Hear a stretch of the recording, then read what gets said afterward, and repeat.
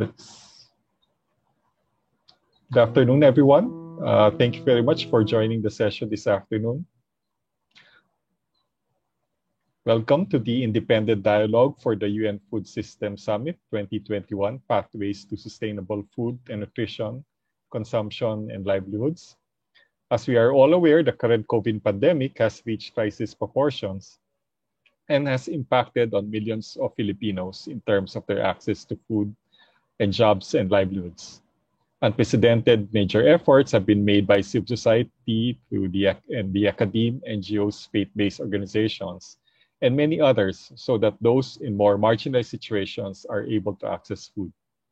Even before this pandemic, the Philippine government's Food and Nutrition Research Institute have indicated that about 30% of Filipino children are stunted and wasted, and this will have an impact on future generations of Filipinos. Thus, we are convening this Philippine leg of the United Nations Summit, which will be held in New York in September this year, to stimulate critical thinking as well as brainstorming with others in the academe and civil society, and even in the private sector, to understand the different issues and search for solutions, with the realization that if we are to reach the targets of sustainable development goals by the end of the decade, we have to start now and in many fronts. This event is being organized by the Ateneo de Manila University and the Xavier University, Ateneo de Cagayan, in coordination with the Philippine chapter of the Sustainable Development Solutions Network, a network of universities and research organizations which are focused on building solutions to many socioeconomic development issues around the world. It is our hope that this will further inspire the organization of local level community dialogues until May, which can involve our various stakeholders, faculty, student learning programs, the organization, outreach to communities, and many others in the course of our social development and social action work. And local solutions to address the long-term problems of food sustainability can be found. We have organized a very interesting set of experts on various issues in food topics, and we hope that their ideas can percolate the dialogues that will occur in these local areas. I'm Randy Tuanyo of the Ateneo de Manila University and the Sustainable Development Solutions Network Philippines, who will facilitate the dialogue this afternoon. Some event guidelines and reminders. First, the event is being live streamed via YouTube through a link shown in the slide before you. We are therefore recording the proceedings of this event. Second, all participants are muted automatically as they enter this meeting room, but in case you haven't been muted yet, please mute yourself. For any comments or questions, please put them in the chat box. Conversations among participants are disabled, but you may send your queries to the main host of the event. Third, please answer the event evaluation survey at the end of the session found at the slide, and will also be shown later after this session. The link also will be sent in the comments box at the end of the session. Certificates of attendance will be provided to those who have answered the survey form. And for those who haven't yet renamed themselves, please also rename yourselves so that we will know who the participants are in this afternoon's session. Before we begin, may I call on Dr. Jaime Jim Acevedo, the Coordinator of Faculty Social Involvement and Assistant Professor of the Theology Department, Loyola Schools, to lead us in the opening prayer. Dr. Acevedo, Jim.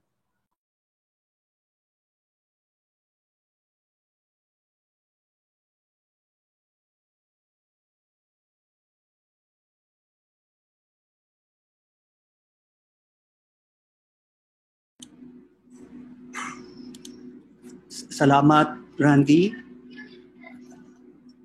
I'd just like to check, can I be heard, Randy? Yes, we can hear you, Jim. Salamat po. So I'd like to invite everyone now to spend a moment of silence to feel the holy presence of God. You may now do the sign of your faith. Almighty and holy Creator God, praise be to your name. We lift up our gaze and offer our gathering this afternoon to you and seek your guidance and blessing. We pray for our people who continue today to suffer under the scourge of the COVID-19 pandemic. May we experience, O Lord, your saving power in the midst of all our frailty and brokenness. Call forth from among us the servant leaders who will be instruments of your saving will. On the occasion of our independent dialogue this afternoon, we gather to reflect together on another basic, overarching challenge that faces our nation: the challenge of addressing the crisis of food insecurity, hunger, and malnutrition, as well as the environmental degradation that destroys our land. Thank you, O Lord, for the blessing of our most distinguished speakers who will guide us in our reflection this afternoon. Through them, continue to inspire us in the midst of all challenges and trials. Open our hearts to the hope and vision of our land and people renewed. In all things, give us the courage and strength to persevere, and allow us to grow in compassion and solidarity with and for one another.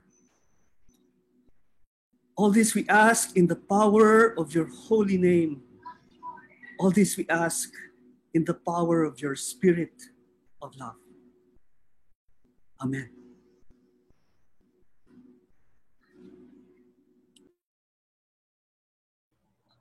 Thank you very much, Jim, for that very inspiring prayer, and that will set the tone for our discussions this afternoon and the urgency of this issue that we are facing in terms of food security.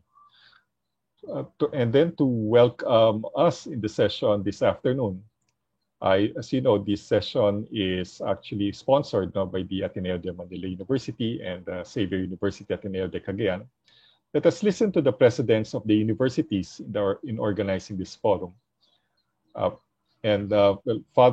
Let's listen first to Father Roberto Yap. Unfortunately, Father Bobby Yap cannot join us this afternoon, but he has sent this video.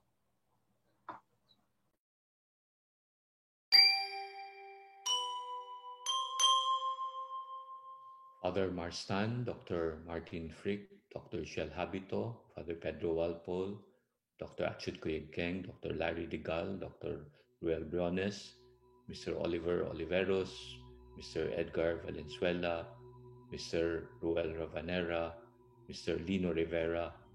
Ladies and gentlemen, good afternoon and welcome to the Network Independent Dialogue on Pathways to Sustainable Food and Nutrition, Consumption and Livelihoods, sponsored by Ateneo de Manila University, Xavier University, Ateneo de Cagayan, and the Sustainable Development Solutions Network. Our three institutions organize this dialogue for the United Nations Food Systems Summit as a contribution to our common future for a more just and more humane society for our country and the global community. A recent United Nations Food and Agricultural Office report on the state of food insecurity in 2020 indicates that globally about 690 million people are hungry and about 2 billion people did not have regular access to safe and nutritious food in 2019. The COVID-19 pandemic may also have added about 100 million people to the total number of undernourished in the world. These figures are staggering and alarming. The same FAO report shows that in the Philippines, the rate of the prevalence of undernutrition was 14.7% from 2017 to 2019, and the pandemic has increased the number of hungry people by an additional 7 million. This reflects the three forms of malnutrition in our population: those suffering from mild, moderate, and severe forms of malnutrition due to chronic malnutrition, undernutrition from micronutrient deficiency, and obesity. Additional data from the Food and Nutrition Research Institute, the Department of Science and Technology, also shows that child malnutrition is a pervasive problem in our country, with around half of the poorest quintile of children below the age of 5 suffering from stunting. The issue of food access and availability is equally important, as poor people cannot afford to spend their incomes on healthy food. We have already seen how the price of palay has affected our farmers and how the price of pork has affected our consumers, not to mention the impact of the pandemic on the food supply chain. We in the Ateneo de Manila University have been doing our small part in responding to the challenge of health and nutrition in our country, especially among young children, through the feeding programs of the Ateneo Center for Educational Development and Gawad Kalinga Ateneo. With the Tangi Yaman Foundation and generous support of our alumni and friends, we have provided food packs to our social outreach partner communities throughout the prolonged and varying levels of community quarantine. Happy as we are of these efforts, we also know that it is but a drop in the bucket of the Philippines' tremendous hunger and nutrition problem. The continuing search for long-term sustainable solutions therefore is imperative.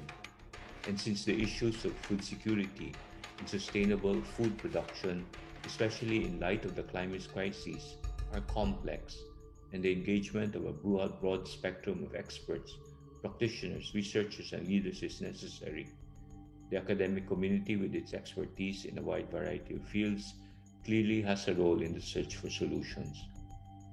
Pope Francis said that the crisis of the pandemic, in a sense, has given us a chance to develop new ways of living.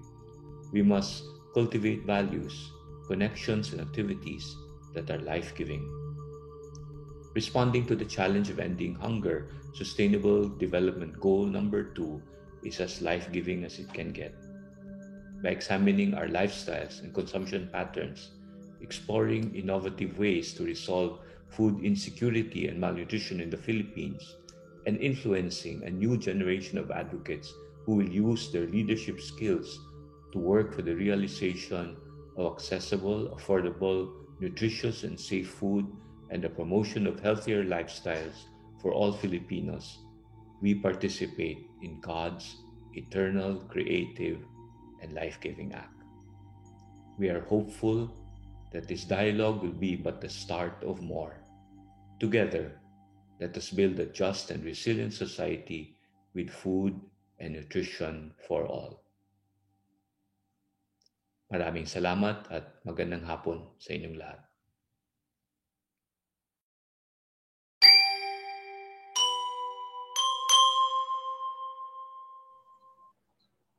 Thank you very much, Father Bobby, for that inspirational welcome remarks. So as also, Father Bobby, has set the tone of the challenges, of food security and nutrition in the country, and hopefully all of us will rise also to that challenge.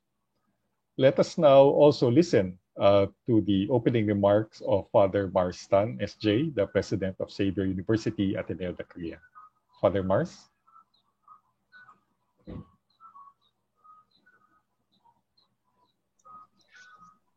Maayong hapon sa tanan. Greetings from Cagayan de Oro City. Father Alberto Sia, President of Ateneo de Manila University. Dr. Martin Frick, Deputy to the Special Envoy for the United Nations Food Systems Summit. Convener of this independent dialogue, Dr. Chelito Habito. Speakers of this dialogue, Father Pedro Walpole of the Society of Jesus, Dr. Maria Asonta Coying, Dr. Larry Digal, Dr. Roelano Briones. The organizers of this dialogue, Mr. Roel Ravanera, Mr. Edgardo Valenzuela, other organizers from Ateneo de Manila University and Xavier University, friends and participants from other schools and institutions. Again, good afternoon. Xavier University welcomes you to this independent dialogue on pathways to sustainable food and nutrition, consumption, and livelihoods. We already heard now how millions of people globally are experiencing hunger and malnutrition. Poverty, lack of access to affordable and nutritious food, civil war, and natural disasters as well as environmental degradation are some of the factors that contribute to food insecurity. Food production, distribution, consumption, and food safety all have major impacts on the sustainability of our global food system. A paradigm shift from exploitative and extractive processes to sustainable food systems is therefore imperative. In the face of climate change, sustainable food security is imperative, where the right to nutritious food should be enjoyed by everyone, regardless of race, age, gender, religion, and geographical location. In this light, the forthcoming United Nations Food Systems Summit will be convened in September 2021 in the run-up to the attainment of the Sustainable Development Goals 2030. The success of such an undertaking requires broad, deep, and sustained cooperation. A pre-summit conference will also be organized in Food and Agriculture Organization in Rome in July this year. Our aspiration in organizing this independent dialogue for the United Nations Food Systems Summit 2021 is to allow voices of community groups and other sectors, such as indigenous peoples, be heard and offer possible solutions to some of the issues from a grassroots perspective. In this manner, providing a voice to others at the margins promotes authentic human development. This will be done through decentralized community dialogues, which will involve different sectors in our surrounding environment to discuss issues on sustainable food production systems, including services and other ancillary systems, without risking damage to the environment. Xavier University is committed to develop conscientious servant leaders who are productive citizens and dedicated to preserving ecological balance and integrity of God's creation for justice, peace, and development. In light of climate change, the problems of food insecurity and malnutrition, sustainable consumption, and equitable livelihoods need to be re-examined with open minds and reason, using the advances in science and technology towards sustainable agriculture.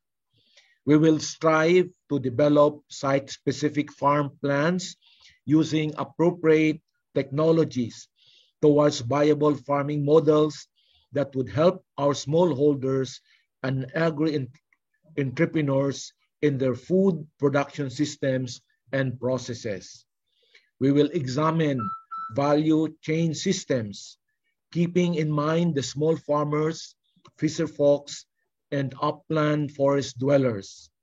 This will boost our local economy and contribute to our nation's food security.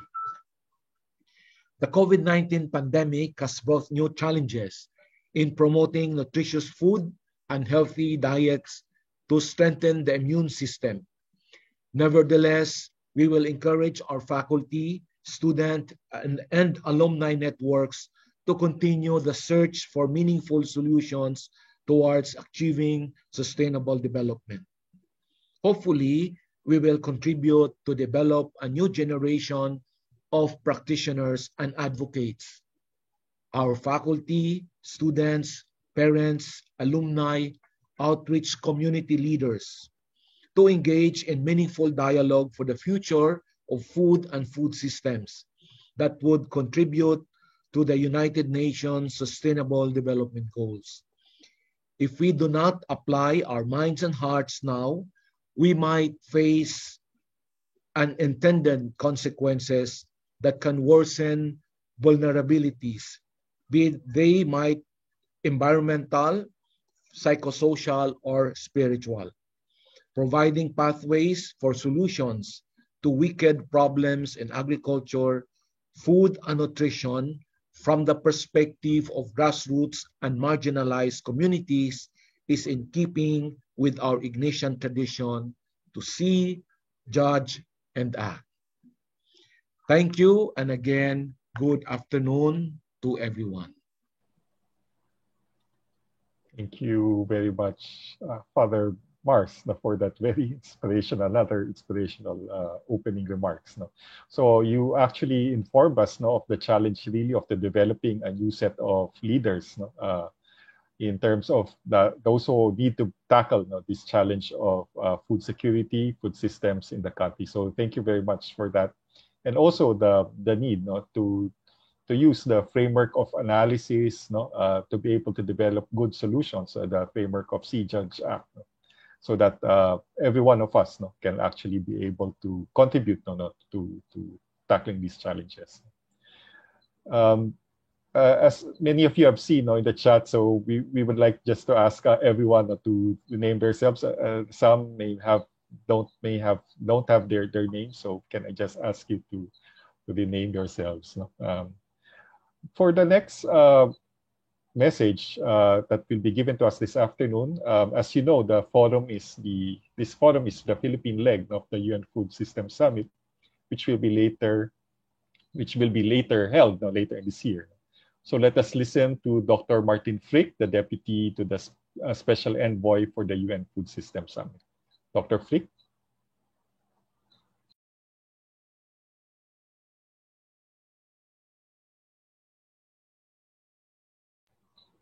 Let's check if Dr. Frick has arrived. He's here, Randy. He just wants to be unmuted. He cannot unmute himself. So let's ask. Good afternoon, Dr. Frick. May we request for you to turn on your video? We will look for you in the panel. Thank you. Now it seems to work. Can you hear and see me? Yes, sir. Thank you. Yes, we can. Yes, we can. Wonderful. Well, apologies for the little technical hiccup, and good afternoon, and to all of you, good morning here from Germany, where I'm currently sitting. Let me start by thanking the two presidents for their inspiring introductory remarks, and with a bit of a personal disclosure, I grew up with Franciscans. So I'm always saying that the earliest environmentalists I ever met were the Franciscans who raised me. And you know, one of the most influential documents in the last years is, of course, the papal encyclical letter Laudato Si. And I'm saying that because there is one thought in Laudato Si which is so central for what we are doing. And the thought is that the social and the environmental crisis are one and the same thing. And this is more true than anything in food systems, because we have on the one side an agricultural and food production side. I explicitly want to include blue foods and fisheries. We have a system that is depleting our planet and at the same time not able to feed the people we need to feed. We have almost 700 million people on this planet who are hungry. But maybe even more shocking is that 3 billion people on this planet cannot access healthy diets simply because they can't afford it. And that means, for example, in times of COVID, that we are facing with billions of people who are particularly vulnerable to a pandemic. We are looking into children who have lost opportunities for their entire life by being wasted and stunted in early age, and in general, people who cannot develop their full potential as they don't have access to safe and nutritious food. At the same time, we know now that food systems amount to more than 1/3 of the climate emissions.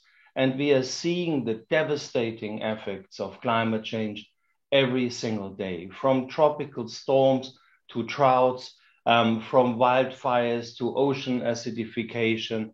We all are aware that the climate changing is not a future problem anymore. It is with us every single day. But at the same time, we are affording ourselves to a food production where 1/3 of all of the food produced on this planet goes to trash. And this is unacceptable. Now, what we are trying to do with the Food Systems Summit, I believe, has a significance which goes beyond the food systems themselves. I think what we are trying to do is a new model for the United Nations to work, because the UN classically is a club of sovereign member states who are meeting on ambassadorial or ministerial level. We are applying here the principle of subsidiarity. We are trying to reach people where they are, put people in the center, and create a process in which everybody has a voice, and particularly those who are furthest behind are given a voice. We are doing that by independent dialogues such as this one. We have by now 102 countries who are running national level dialogues, and we are inviting these countries to particularly include their indigenous populations, their smallholder farmers, their landless workers, particularly so these people who normally do not get a voice. In the independent dialogues, we can go to the regions, we can go to universities, we can go to cities in order to really activate circles of people who have not worked together. And that is one of the key points of this summit. Food systems are complex. It's not just an issue for a minister of agriculture. Food systems define our health. Food systems define our environment. Food systems are central for the future of our young people. And this complexity, this interdependence is often very hard to manage. But if you come to a city, to a village, to a landscape, this complexity becomes manageable. So while framework conditions need to be created from the top down, it is even more important to build from the bottom up the communities of practice we want to work with. Now, let me say 2 words to the other summit structures. There is a global thinking machine, I would call it, with 5 action tracks, looking into access to safe and nutritious food for all, change to sustainable and healthy diets, nature positive production, building livelihoods, and resilience. And if you put those together, we will have 15 action areas looking at the different aspects of food systems. These can be an inspiration for work on the ground. There will be coalitions to be built in which you might want to be a part, from anything, from landscape restoration to school feeding, from fortified foods to better the nutritional situation, to building resilience against shocks from climate and other issues. These will be informed by independent dialogues like you. So it's a two-way street. We are listening to what you have to say. We are eager to learn from you what worked, what didn't work, which connections are vital, which connections are missing. And we want to bring this expertise back to the world in this area of actions. And my last word goes to my colleague and friend Oliver Oliveros, who has brought us together here, who is running a champions network of around 200 high-profile champions from all over the planet who help us connecting between the global, the pre-summit in Rome, the summit in New York, and the local, bringing their constituencies, bringing their expertise, bringing their networks together. But I think the most important message about the Food Systems Summit is that we have almost 8 billion stakeholders. There is not one human being that would not be affected by food systems, that would not be an actor of food systems. So with that, I'm wishing your independent dialogue much success. I'm very happy to be virtually with you today, and I hope that many will follow your example and take their food systems in their own hands to save people and to save our planet. Thank you very much, and back to you, Oliver. Thank you very much, Dr. Frick. And thank you for your words, no, and saying about the importance of looking at food systems. No, it's not only simply just looking at food or nutrition, but as you said, no, it's a complex system. And what you plan to undertake, no, in this summit is to develop champions who will actually be able to look at food systems, no, in an integrated way. So thank you very much. And thank you also to all the participants who are here. We're actually more than 200 in this Zoom room. And well, we expect more than 300 now have also signed up. And hopefully all of us no, can be what Dr. Frick said as champions no, of trying to push more reforms no, in the food systems no, in our country. So just in the next slide, just is showing that, as Dr. Frick actually said, the summit that will be held, and this dialogue is an opportunity to engage all citizens as food system stakeholders and bring about tangible and positive changes to the world food systems. No? This is an independent dialogue because there will be a separate forum that will be convened by government in the next few months. No? And I noticed that in the Zoom room, there are also many government officials who are sitting here and as observers, no, and wanting to look at what the processes are of coming up with actions, no, related to the food summit. No?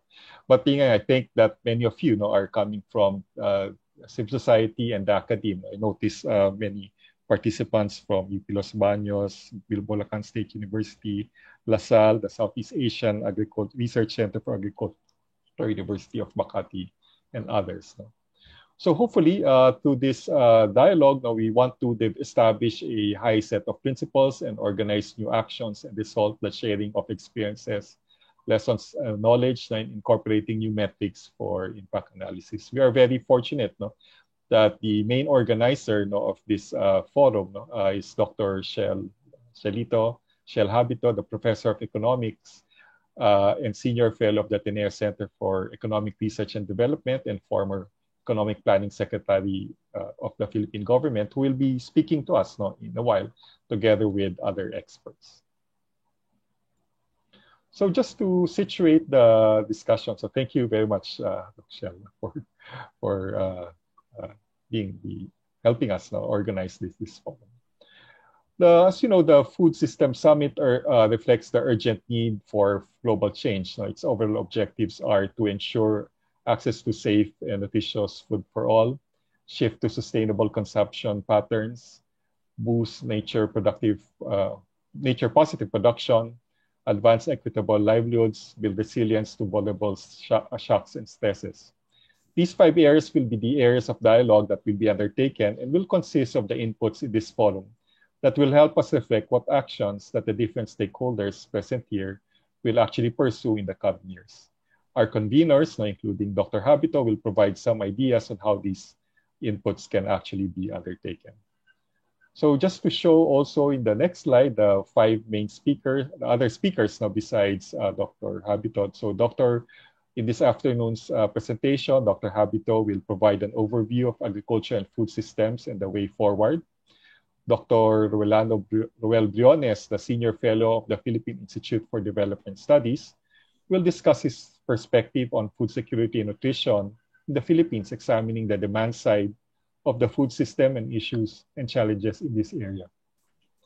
Dr. Asunta Achut-Coyuqueng, the Chair of the Leadership Council of the Sustainable Development Solutions Network Philippines, will be discussing rethinking sustainable consumption and lifestyles. Dr. Larry Digal, the Chancellor of UP Mindanao, will discuss innovating value chains and equitable livelihoods, or the supply side of this issue. And lastly, but not the least, Father Peter Walpole, the Research Director of the Environmental Science for Social Change, will be discussing developing resilience against natural and social vulnerabilities. In this forum, we will have Dr. Habito, Dr. Briones, Dr. Coyuqueng speaking in their first panel. Then we will have a question and answer period, followed by Dr. Digal and then Father Walpole, the second panel, followed by another question and answer period. So For this first panel, let me just introduce the three main speakers who will be talking on the three important issues that I've said. So first, let me introduce Dr. Habito. Dr. Habito is Professor of Economics at Ateneo de Manila University, where he's also a senior fellow and former director of the Ateneo Center for Economic Research and Development. He's also chairman of the Brain Trust and Operation Compassion Philippines. His op-ed column, No Free Lunch, appears weekly in the Philippine Daily Inquirer. In 1992 to 1998, he served as the cabinet secretary in the cabinet of the former President Fidel Ramos as Secretary of Socio-Economic Planning, heading the National Economic Development Authority. He holds a PhD and Master of Arts in Economics from Harvard University, Master of Economics at the University of New England, and the Bachelor of Science in Agriculture, summa cum laude from the University of the Philippines, Los Baños. Our next speaker in the first session is Dr. Rolando Briones. In the next slide. He is a senior research fellow at the Philippine Institute for Development Studies, where he conducts policy research for the Philippine government with specialization in agricultural policy. He has authored numerous research papers, co-edited 4 books on agriculture and natural resources, rural development, food security, international trade, and the macroeconomy. He obtained his PhD from the University of the Philippines School of Economics in 2000 and did postdoctoral research at the World Fish Center in Penang, Malaysia. In 2017, he was the UPLB College of Economics and Management Outstanding Alumnus for Economics and Public Policy. Next slide, we have also Dr. Assunta Achut-Cuyegkeng, who is the chair of the Leadership Council, SDSN Philippines, and the director of Ateneo Institute of Sustainability. She is also professor of the School of Management at the same university and also the managing editor of the Journal of Management for Global Sustainability. And she was former vice president for the Loyola Schools of this same university. She finished her Master of Science in Chemistry from the Ateneo and holds the degree of doctorate, summa cum laude, which from the University of Regensburg in Regensburg, Bavaria, Germany. So let's have a warm round of applause for our first speaker, electronic applause for Dr. Habito, Dr. Shelito Habito. We'll be tackling an overview of agriculture and the food systems the way forward. Thank you. Thank you so much, Randy, for your kind introduction. And may I now share my screen.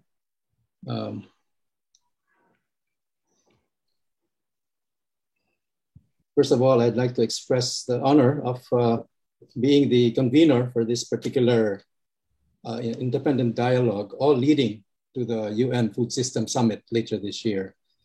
I bring into this, I guess, my own thoughts on, again, what has been described as an overview of the agriculture and food systems in the Philippines. And again, I will have to stress the word overview because it's going to be rather superficial. And I expect that the rest of the speakers this afternoon can go more deeply into the substance. But anyway, just to give you a quick idea of what I have in store, I'm really addressing 2 questions. Where are we now? And then how do we move forward? And let me just go right into it, but by going into the where are we now? And this starts with the exact situation of our agriculture sector in particular, and therefore food systems in general at the moment. And I describe it to be a challenged but resilient sector. First, it's important to point out that even as the economy deeply contracted last year, in the second and third quarters, where the contraction was actually the worst for the rest of the economy, agriculture and fishery and forestry actually posted positive growth. And it actually defied the recession that was induced by the lockdowns. And of course, as I said, the other major sectors, industry and services, were in major decline, immobilized really by the enhanced community quarantine, which is really lockdown. The only reason we got negative, actually both in the first and fourth quarters, was natural calamities, like the Taal volcano in the first quarter and a couple of others at the time. And then, of course, a succession of typhoons at the end. But I suspect that, I'm confident that if it were not for those typhoons, we would have posted positive growth continuously in the fourth quarter. And this is how the rest of the agriculture sector looks. If you look at the breakdown according to major crops, it's a mixed picture. And by the way, let me explain that here in Ateneo, good news is blue, and the bad news is the other color. So if you see the other color, that means negatives in this particular table. And you can see that it's a mixed picture, really. Even though overall, agriculture posted the positive growth in the second and third quarters, well, we were also seeing some negative declines in other crops. So in short, the sector remains challenged. And while the overall sector has shown resilience, there clearly are challenges that have to be addressed. And this is really the subject of our way forward later on. Now, let me share some observations that I essentially borrowed from a report that my group called Brain Trust Inc. had actually prepared for the World Food Program. And this, by the way, was also led by the next speaker, by Dr. Ruel Briones, this particular review of the food and security and nutrition situation in the Philippines. And one of the, well, let me show you some of the observations made there in that book shown on the right. First, agriculture grew well in the early 2000s, but has actually slowed down in recent years. And you can see how this growth rate had slacked from 3.6% in the first 5 years of this millennium, and now down to just 1.2% in the last 5 years. Of course, this is still growth, and that's very important, but obviously much slower than it had been doing before. Now, another observation related to that is that agriculture became the drag on the overall economic growth in the past 15 years. If you look at 2001 to 2005, agriculture was growing even better, slightly better than the industry sector. But then after that, we can see agriculture sorely lagging behind in terms of its growth. And so literally it was the one dragging the economy from growing faster than it could have grown. And so again, well, I will not go into the rest of the detailed numbers here. It's also a mixed picture, obviously. But again, you can see how agriculture's role in propelling growth of our economy has sort of diminished in recent years. A third observation is that domestic farm production has remained the dominant source of food for the Filipinos. And this is, of course, generally seen in how the self-sufficiency ratios for key food crops have ranged from 60 to 156%. You know, obviously, those well exceeding 100% are exportables. So the bulk of our food is provided by domestic production. Now, at the same time, food availability itself has actually improved. And this, of course, has been because of increased domestic production for the most part, and also because of imports that are able to supplement our domestic production. Now, the problem, however, or the challenge is that our agricultural productivity is relatively low compared to that of our neighbors. And this table shows you a comparison across some of our ASEAN neighbors in terms of the yield index. And so if it's 1 is the index for the Philippines as a base, just look at the bottom row. And so on average, across all our neighbors here, the productivity is actually greater than that of the Philippines. It's only in pineapple and to some extent palay, very close, where we are comparable in terms of productivity with the rest of the region. But in other key crops, as you can see, we are actually seeing well over 1 as the indicator, meaning they are doing much better than us in terms of productivity. And it also lacks diversification. In the Philippines, you can see how the percentage of certain crops has actually remained stagnant. In the case of cereals, for example, and of course that's dominated by rice, we see that in developing Asia in general, the role of cereals in total agricultural value added has gone down from 42% from 1970s to about 26% in 2012. But it actually increased in the case of the Philippines between those 2 years.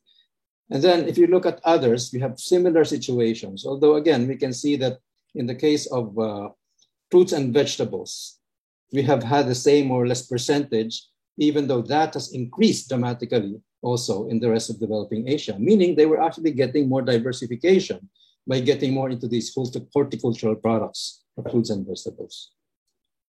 So the point of all this then is that there is wide scope for improvement in our agriculture and food systems. We have so much to be able to improve if only we put our minds and our hearts to it and do things right. So let me just move on to the immediate cause that we're seeing right now from the economic decline that has resulted from the COVID and the lockdowns that it entailed.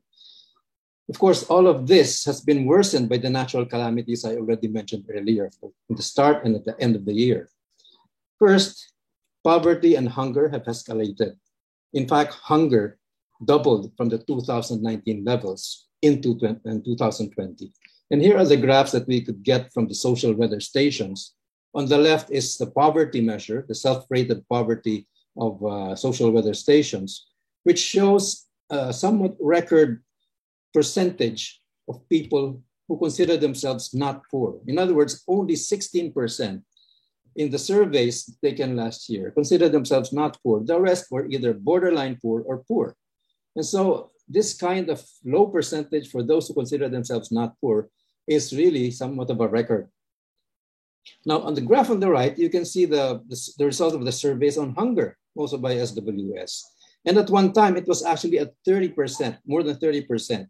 But anyway, if you look at the average for the year, the total hunger was 21.1%, as against the average of 9.3% in 2019, which means, again, that hunger had actually doubled on the average last year compared to the previous year.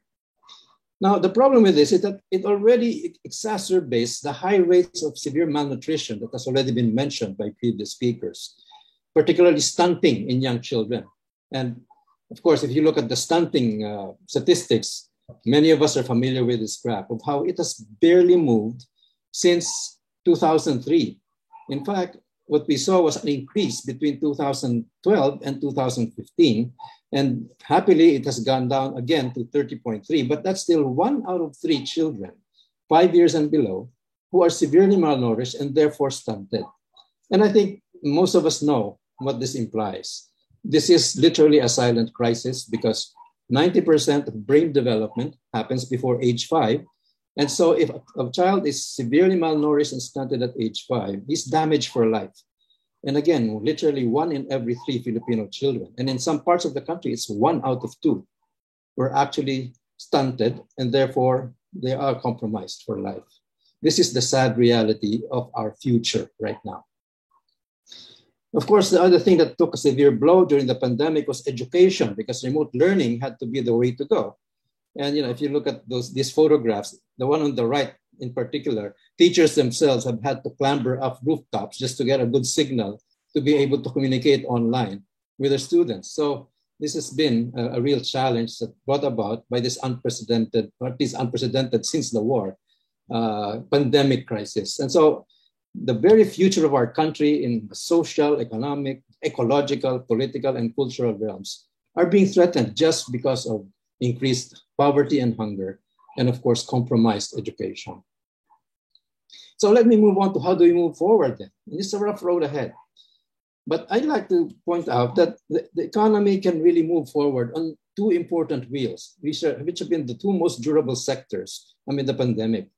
One is the digital economy. I would consider that the rear wheel, providing the accelerated push, and the front wheel of agriculture, agribusiness, and food systems, which is what will provide for a more inclusive recovery and growth of our economy. Now, why agriculture and the food system? It seems to me very logical because number 1, agricultural production is prevalent all across the country. It has strong interlinkages with the rest of the economy because it's highly labor intensive, and it has strong forward and backward linkages with most of the other industries in the economy. Agriculture and regional economies also are the key to recovery from the recession because they are the ones where it's safest to open up. And finally, of course, the Department of Agriculture is now taking bold new directions, breaking away from past paradigms with much criticism from the traditionalists, of course. But I think we're all going in a promising direction now. So very quickly, this is the graph that shows you gross regional domestic product. And you can see again the contribution of agriculture, which is what these graphs point out in different years. And it's significant for all regions. So it's geographically inclusive. Agriculture is highly labor intensive. In fact, if I look at what industries account for the most jobs in the economy, agriculture, along with wholesale and retail trade, account for about a fifth of total jobs in the economy, close to 9 million of jobs. But those other arrows point to sectors of the economy which agriculture is closely linked to, including trade, of course, the number one, because all agricultural products and derivatives thereof have to be traded. Manufacturing, of course, agri-processing, transport and storage and logistics, and then, of course, restaurants and hotels at the bottom, which have to rely on agriculture for the food that they serve. In terms of contribution to GDP itself, agriculture may be a little lower down along with fishing, but again, it's closely linked to those on the top. And therefore, in a way, we can argue that agriculture can help drive recovery in the other key industries that are closely linked to it, if we are able to actually get agriculture assert its resilience through the crisis. Now, in terms of geographic significance, we can easily point out that if you look at the COVID-struck areas of the country, and where jobs, where the output or GRDP or GDP is also most generated, as well as where all the jobs are, it's the same red areas in the map. And so the implication of this is that the areas that can most contribute to restoring jobs, production, and incomes are also those where it's most risky to open up. And that tells us that the only way to go, the safest places for economic resumption to continue are in the countryside, where agriculture is the dominant occupation. Now, I will not say too much about the other wheel because this is not our focus today, but let me just highlight the third bullet here, which is the digital economy also helps foster accelerated agriculture and agribusiness growth, especially now because of the use of digital tools to improve the how things are done all the way from finance to field to fork. And I'm talking about farm finance, therefore funding farm production, but again, the whole value chain that goes to the consumer. And as we know, things like Uber-type apps to connect farmers to their end users are helping cut through the layers of middlemen in the market, among other things, including also digital financial technology tools that allow farmers to access finance much better than before. So these are things that are, well, you can see the two wheels that I've talked about are complementary to one another. But moving forward, I just want to actually borrow from my friend, Dr. Eufemio Dong Rasco at UP Los Baños, who, by the way, is the new president of the Coalition for Agriculture Modernization in the Philippines, who proposes these ways forward. He calls them the design parameters for transforming the food system. First, shorter food miles. And what that means is we would see more localized supply chains with smaller carbon footprints, therefore, less food waste, and it also boosts our local economy. And I'm sure many of us have been seeing how vegetables and fish and meat are being delivered to our doorstep by enterprising people who are probably sourcing these from nearby and no longer all the way from Benguet for vegetables, for example. And this is a healthy development, we think. Second general feature is that there must be a greater farmer share of the consumer peso. So that means we have to have more community level value adding, product diversification, and direct selling, the kind that I was just talking about. The third important feature is disaster and climate proofing of our food systems. And this entails controlled environment facilities, diversification of our staples and not just be looking at rice all the time, and of course, improve logistics. A fourth item Dr. Rasco points out is low external input, the need to use farm waste and byproducts, good seeds, and multipurpose machines so that we can minimize the input intensiveness of our agriculture, especially inputs that are unsustainable. The fifth feature is consumer health and nutrition. We have to address that in our food systems as we move ahead. And I'm sure many of you have heard about this concept of the planetary health diet, which talks about reduced meat consumption and more of vegetables. Also, the idea of a more diverse food plate, and so on. In other words, the way that we actually structure our own diets would actually have important bearing on sustainability of the food system. And finally, of course, in general, minimal environmental impact. That includes things like biodegradable packaging using biological resources as the packaging materials. And this idea of getting away from too much monoculture farming into what is perhaps best termed as polyculture farming, as Dr. Rasco also likes to call it. Most of us probably know it more as multi-cropping or multiple cropping, but it's much more than that. The whole idea being be consistent with the need to preserve biodiversity as we also pursue our agricultural production and food systems development. So the key challenges implied out of all of these directions that I've just pointed out, also as pointed out by Dr. Rasco actually, is number one, decentralized low-cost energy so that you can actually energize all these activities that we now want to see on a more local level so that the value chains will be shorter.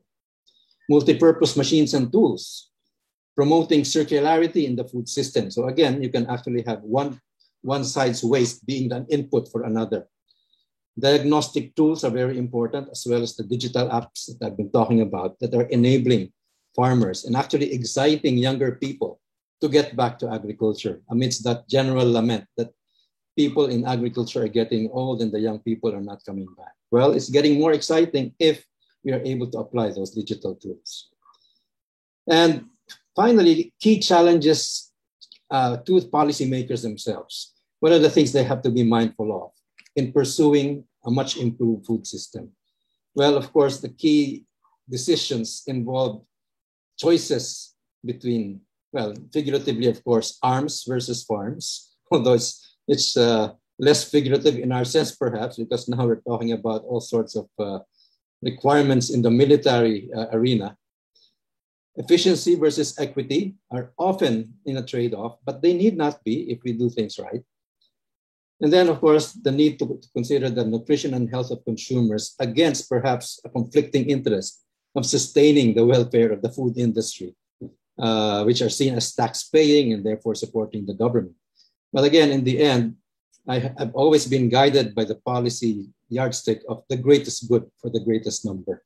We have to be looking at measures and policies that promote the greatest good for the greatest number. Let me finally just point out that all of this is really dwarfed by the giant threat that is faced by all of us. And of course, many of you have probably seen this meme on Facebook or elsewhere, where COVID-19 is probably the smallest of our problems. The economic crisis that it has caused has actually become a much bigger problem now because it has translated again into hunger, among other things. But climate change is the biggest threat in all of that. But altogether, let me just conclude by quoting from an article I wrote last year, when I was pointing out again how agriculture survived the recession. And so agriculture, the fact that it saved the economy from even worse decline at the time, to me reinforces the long-held view that we must really look to agriculture and the food system as the economy's ultimate backbone, COVID-19 or no COVID-19. Thank you very much, and I'd be happy to entertain questions later on. Thank you very much, Doc Shell. So let's give Doc Shell a warm round of applause and for also helping give us now an overview of agriculture and some of the ideas that challenges that need to be undertaken. Let's now call Dr. Briones, who will speak on food security and nutrition. So, well.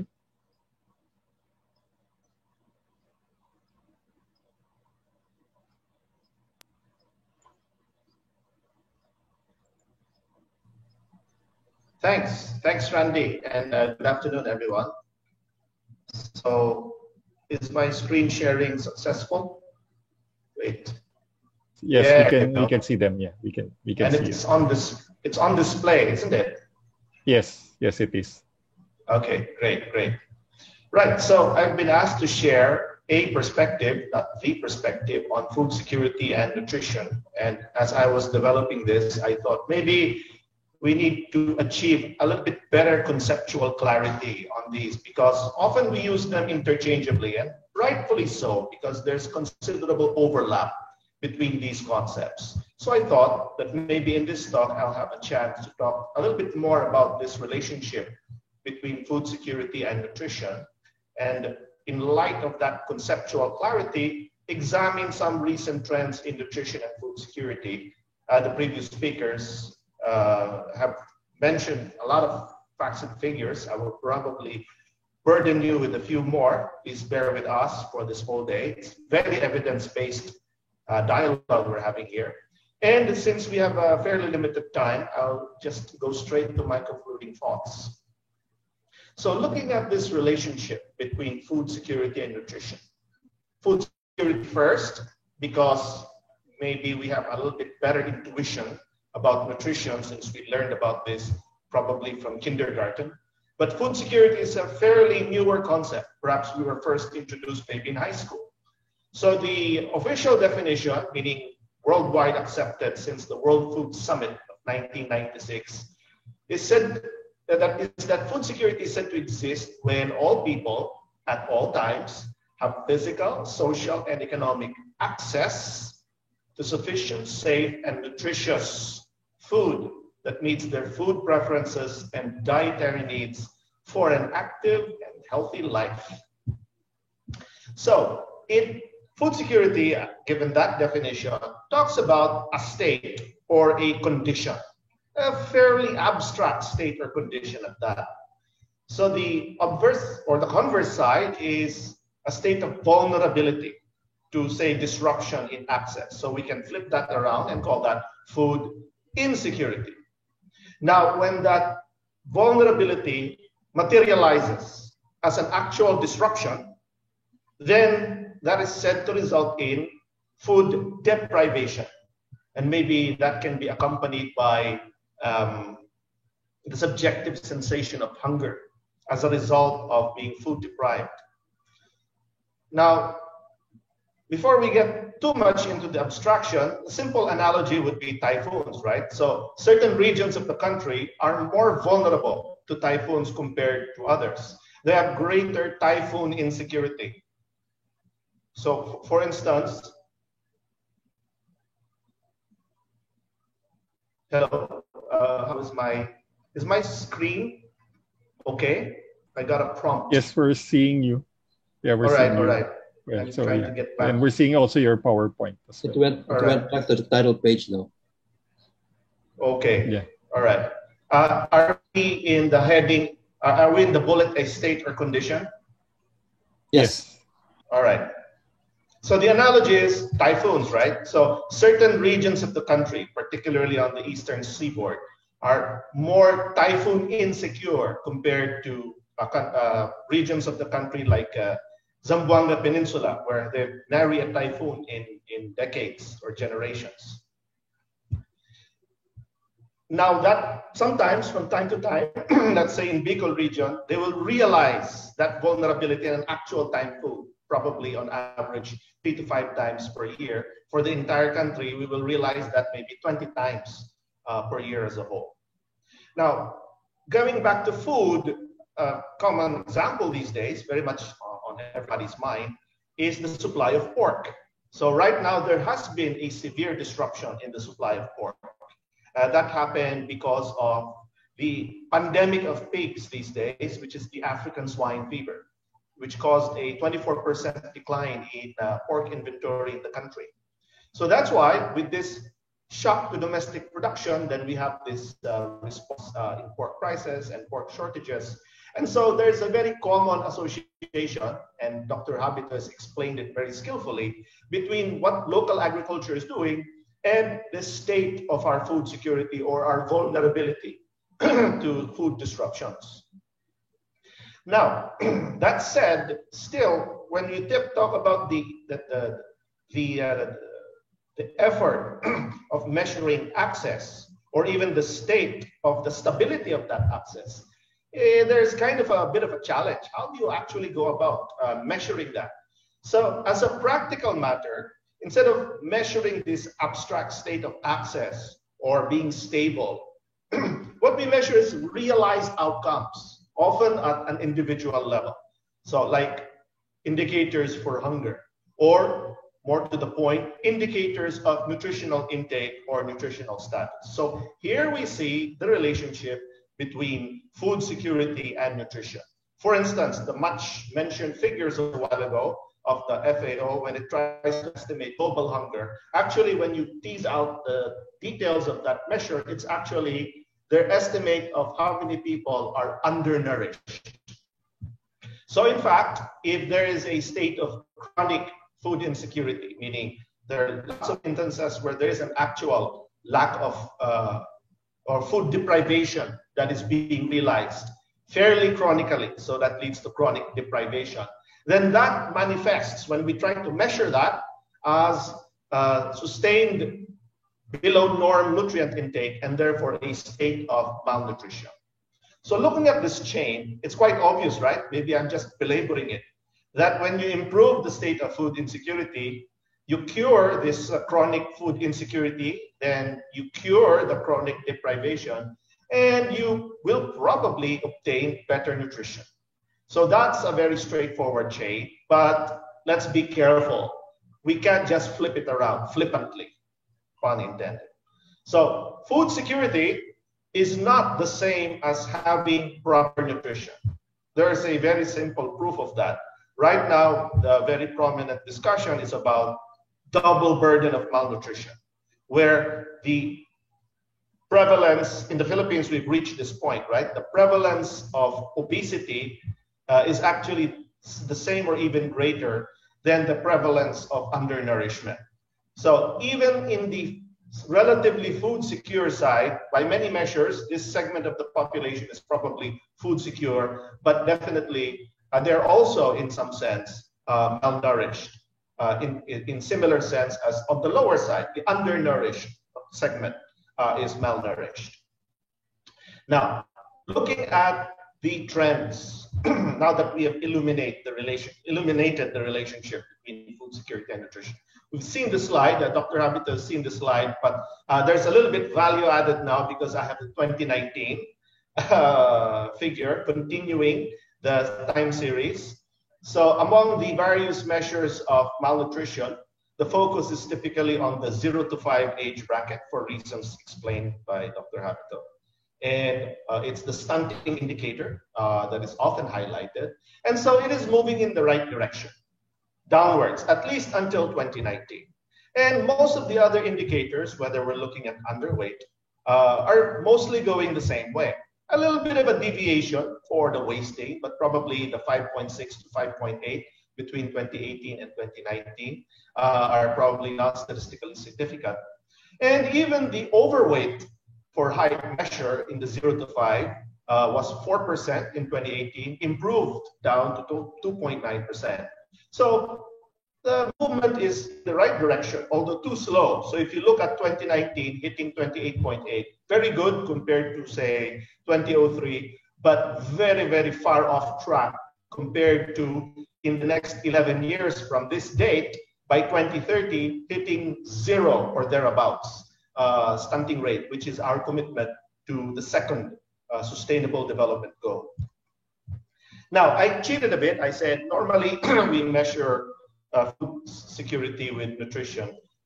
The folks at FNRI, which is the source of all of this data, they're cleverer than that. They actually figured out that maybe there are some other ways that we can try to approximate or measure food insecurity at the household level. Here they use the household food insecurity access scale, and they ask households several dimensions or indicators of being food insecure, those 1 to 9 on the leftmost column. And the recall period is the previous 30 days before the survey. And then depending on the response and the frequency in which the households claim to have experienced items 1 to 9, then they get classified as to whether they are food secure over the past 30 days, mildly food insecure, moderately food insecure, or severely food insecure. So the more episodes you experience of those 9 on the left-hand side, then the closer you are to the severe food insecurity scale, right? So looking at that measurement, they looked at 2018 and 2019, and they saw that the proportion of households that are food secure was less than half already in 2018, falling down even further to 36%. So you can already see it's moving in a kind of opposite direction. as what you saw for the stunting rate. Meanwhile, conversely, the mildly food insecure and the moderately food insecure rose. Severely food insecure, not a lot. So the food security status actually is moving in the wrong direction, at least using this household food insecurity access scale of FNRI. We have talked about the link from agriculture to food security, and that is undeniable at the national level. We already mentioned the example of pork, but how far can we push it, especially if we look at the household level? The answer is we can't, we shouldn't. It's wrong. The link to agriculture is tenuous at best. Just look at this indicator. The proportion of households that are food secure is much lower among the households engaged in agriculture compared to the households not engaged in agriculture. Or to put it the other way, households engaged in agriculture and in the production of our food supply are less food secure, quite an irony, compared to households not engaged in food supply. So if it's not agriculture being engaged in food production, what accounts for food security status? Turns out, and this has been mentioned several times, and quite obviously, but now we have some numbers to demonstrate it, it's income. It's income that is the key ingredient, as it were, of being food secure. So among the highest income quintile, wealth quintile in the FNR survey, they're overwhelmingly food secure, as opposed to the poorest quintile, where a very small proportion are actually measured to be food secure. All right, now what you've been waiting for, because everything has been up to 2019. What happened in 2020? FNRI, again, those wonderful people there, they did the measurement, not as rigorous. There's a description in their website how they did this. It's not as rigorous as how they normally do surveys, but at least they made an attempt in the midst of the pandemic to try to update their food security indicator scale. So the areas are divided into low risk, moderate risk, and high risk, depending on the classification according to vulnerability to the health pandemic, the COVID-19. So for all the areas, actually the food insecurity, the state of the percentage of households that were food insecure went up from 40% to 62%, a 21 or 22 percentage point increase. And this happened across the board, whether the area was high risk or the area was low risk. In fact, it was the low risk and moderate risk areas that experienced a greater increase. Why is that? Well, probably because the high risk areas tend to be the urbanized areas where the disease is spreading more quickly. But these are the areas which tend to be a little bit more resilient compared to non-urban areas. So what was the problem? So remember, food security is strongly related to access. So what were the access problems that were mentioned by the respondents, by 53% of respondents who claimed to be food insecure? So no money to buy food and no money due to loss of job. Those are actually two different questions. So that's a big chunk. But there are also other access problems. No or limited public transportation turns out to have been a big problem for many of them because they don't have their own cars. And they used to depend on, say, tricycles or jeepneys. But these are scarcer due to the pandemic or even absent totally. So they had to walk, and imagine trying to lug home this amount of food in the absence of that public convenience. Limited food stores in the area because a lot of stores in their vicinity shut down. And in a few of the household, about 5% said they're physically weak, being elderly, and they had no assistance to purchase the food. So access is a lot of it is to do with the income, but as we can see from these figures, not entirely, and we have to be aware of this wider spectrum of problems that could be denying access of households to food. Now, this is a very striking chart. This is the relationship between the stringency of the pandemic, stringency of the quarantine measures, and the household food insecurity. So you can see there the most intense, the highest level there in April. And you know what happened in April, right? The enhanced community quarantine. And as the time went by and the community quarantine got more relaxed, you can see the percentage of households that were food insecure going down, down, down. So there's a direct negative correlation between the stringency of community quarantine and the level of food insecurity that probably you could have guessed, but now again, we have some numbers to support that supposition, at least based on the methodology of the FNRI. So income seems to be a big deal, right? So because of the pandemic or the quarantine measures, the income went down and a lot of people didn't have capacity to buy food. Is income also correlated with nutritional status? Well, indeed. So again, here is the prevalence of stunting among 0 to 5 children by wealth quintile of the household. And you can see here that it is the poorest household in 2015 that tends to have the highest levels of stunting compared to the richest household. So clearly, there's income also affects not just the level of food security or insecurity, but also the nutritional status. All right, so here are some my closing thoughts. Turns out that markets, or more broadly, the agri-food system in general, looking at all aspects, not just the agriculture, but the fact that people participate in the system by selling, say, their labor for money and using their labor to purchase food, from that food system. So markets are critical to food security down to the household level. So therefore, apparently letting markets work, in one sense, would greatly improve food security. So this argument made by NEDA, right? When you look at the markets not working in pork because of the disruption in local supply, then maybe we can, as a country, resort to overseas supply. So they pointed out that pork prices in March 2021, compared to before, about the last quarter of 2020, pork prices were 60% higher in NCR and 36% higher for the country as a whole. And in fact, meat inflation over that period was the top contributor, contributing 1.4 percentage points to the inflation rate.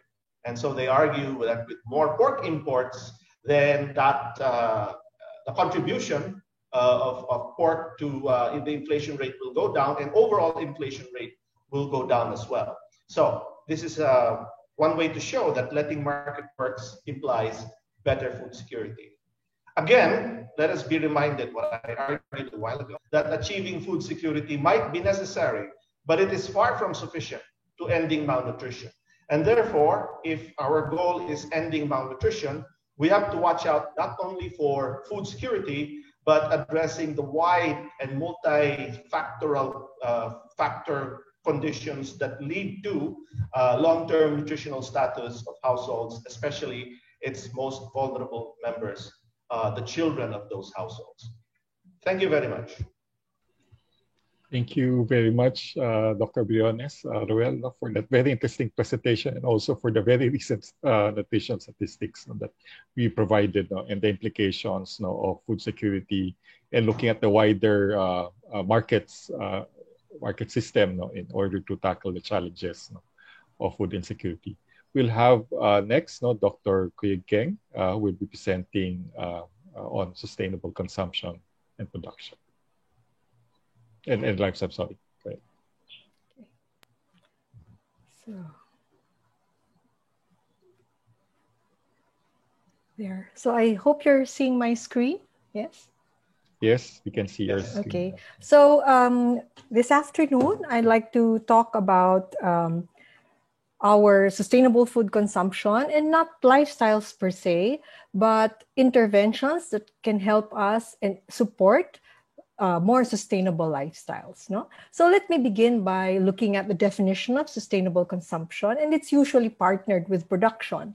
And it has to do, of course, what consumption is, but what makes it sustainable is that it minimizes the use of natural resources and toxic materials, and minimizes the emissions of waste and pollutants over the life cycle of the service or product, so that the future generations, their quality of life, their needs will not be jeopardized. And this is actually, of course, highlighted in the SDG 12 on responsible consumption and production, which does not just focus on business, but as mentioned earlier, also agriculture, where responsible food consumption can be seen from the harvesting all the way down to the processing and I guess the distribution as well.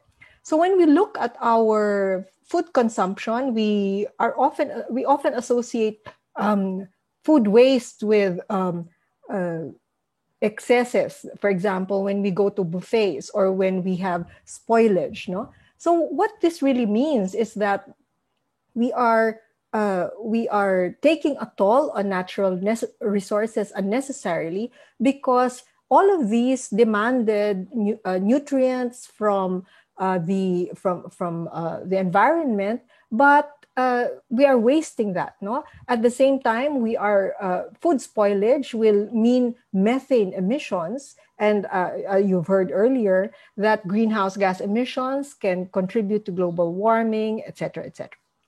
Now, what is not highlighted here, and what has been highlighted by Dr. Briones, is the fact that there is and Dr. Habito, is the relationship also to poverty. And I think, as you know, sustainable food consumption is really being put to question because of the poverty of our people. And I think you've heard in the Philippines the phenomenon of pagpag, no? That there is food scavenging. People go to the dump sites, go to the trash bags of fast food restaurants to recover whatever they can. They boil it so that they could kill the germs, supposedly, and have food on their own tables. So this is a real problem when it comes to lifestyles. We're not talking here now at the level of economy, the big economy, but at the level of what we can do personally, in our lifestyles. And it was mentioned earlier that I think Father Mars mentioned it's a wicked problem. The food problem is a wicked problem. And I'd like to focus on sustainable food consumption and look at it really as a wicked problem. It's a wicked problem because it's difficult to define. There are many ways to define it depending on the perspective, but it's also difficult to solve because there is no one solution. You need multiple perspectives, multiple disciplines to solve this complex problem. So it cannot just be solved by economic measures. You need other areas working together, and that's why in this approach that I'll look at today, I would like to look at systems thinking. I'd like to focus on we talk about food systems. Of course, there's a system in it, but what does systems thinking actually involve? Let me borrow from Leila Ajarolu about the 6 fundamental concepts of systems thinking. First of all, we need to have a shift in our mindset. We cannot see the individual parts. We cannot see just the dots. We have to look at the interconnectedness. We have to see the whole and the interconnectedness of the different parts of the whole. And this ability to see that interconnectedness is the synthesis aspect. No? We do not just analyze, but we synthesize. Now, hopefully, these 2 concepts will bring us to what they call emergence. No?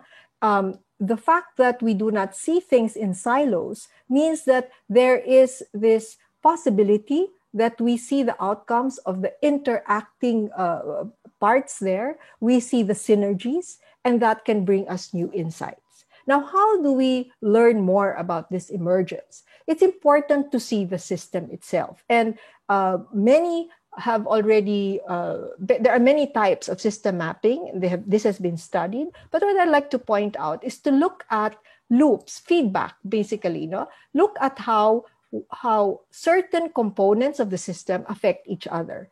In linear thinking, we only think of cause and effect. So A is cause, B is effect. But in a feedback loop, it is possible that A affects B, but it's also possible that B affects A, so it becomes a circular system. And that the understanding of how they influence each other looks at that causality, it looks at the relationships of the different parts of the system. So I'd like to take this to to food consumption. The amount of stable food that we have is often measured by our own purchasing power, I mean what we serve on our tables, but it's also influenced by our level of socio-cultural influence. So for example, during fiestas, there seems to be a need to have excess stable food and so on and so forth. But as you see, was discussed earlier that purchasing power is influenced by our national economic performance, and that in turn influence how much we import, how much food we distribute, which in turn is correlated to the agricultural produce, or the aquaculture produce.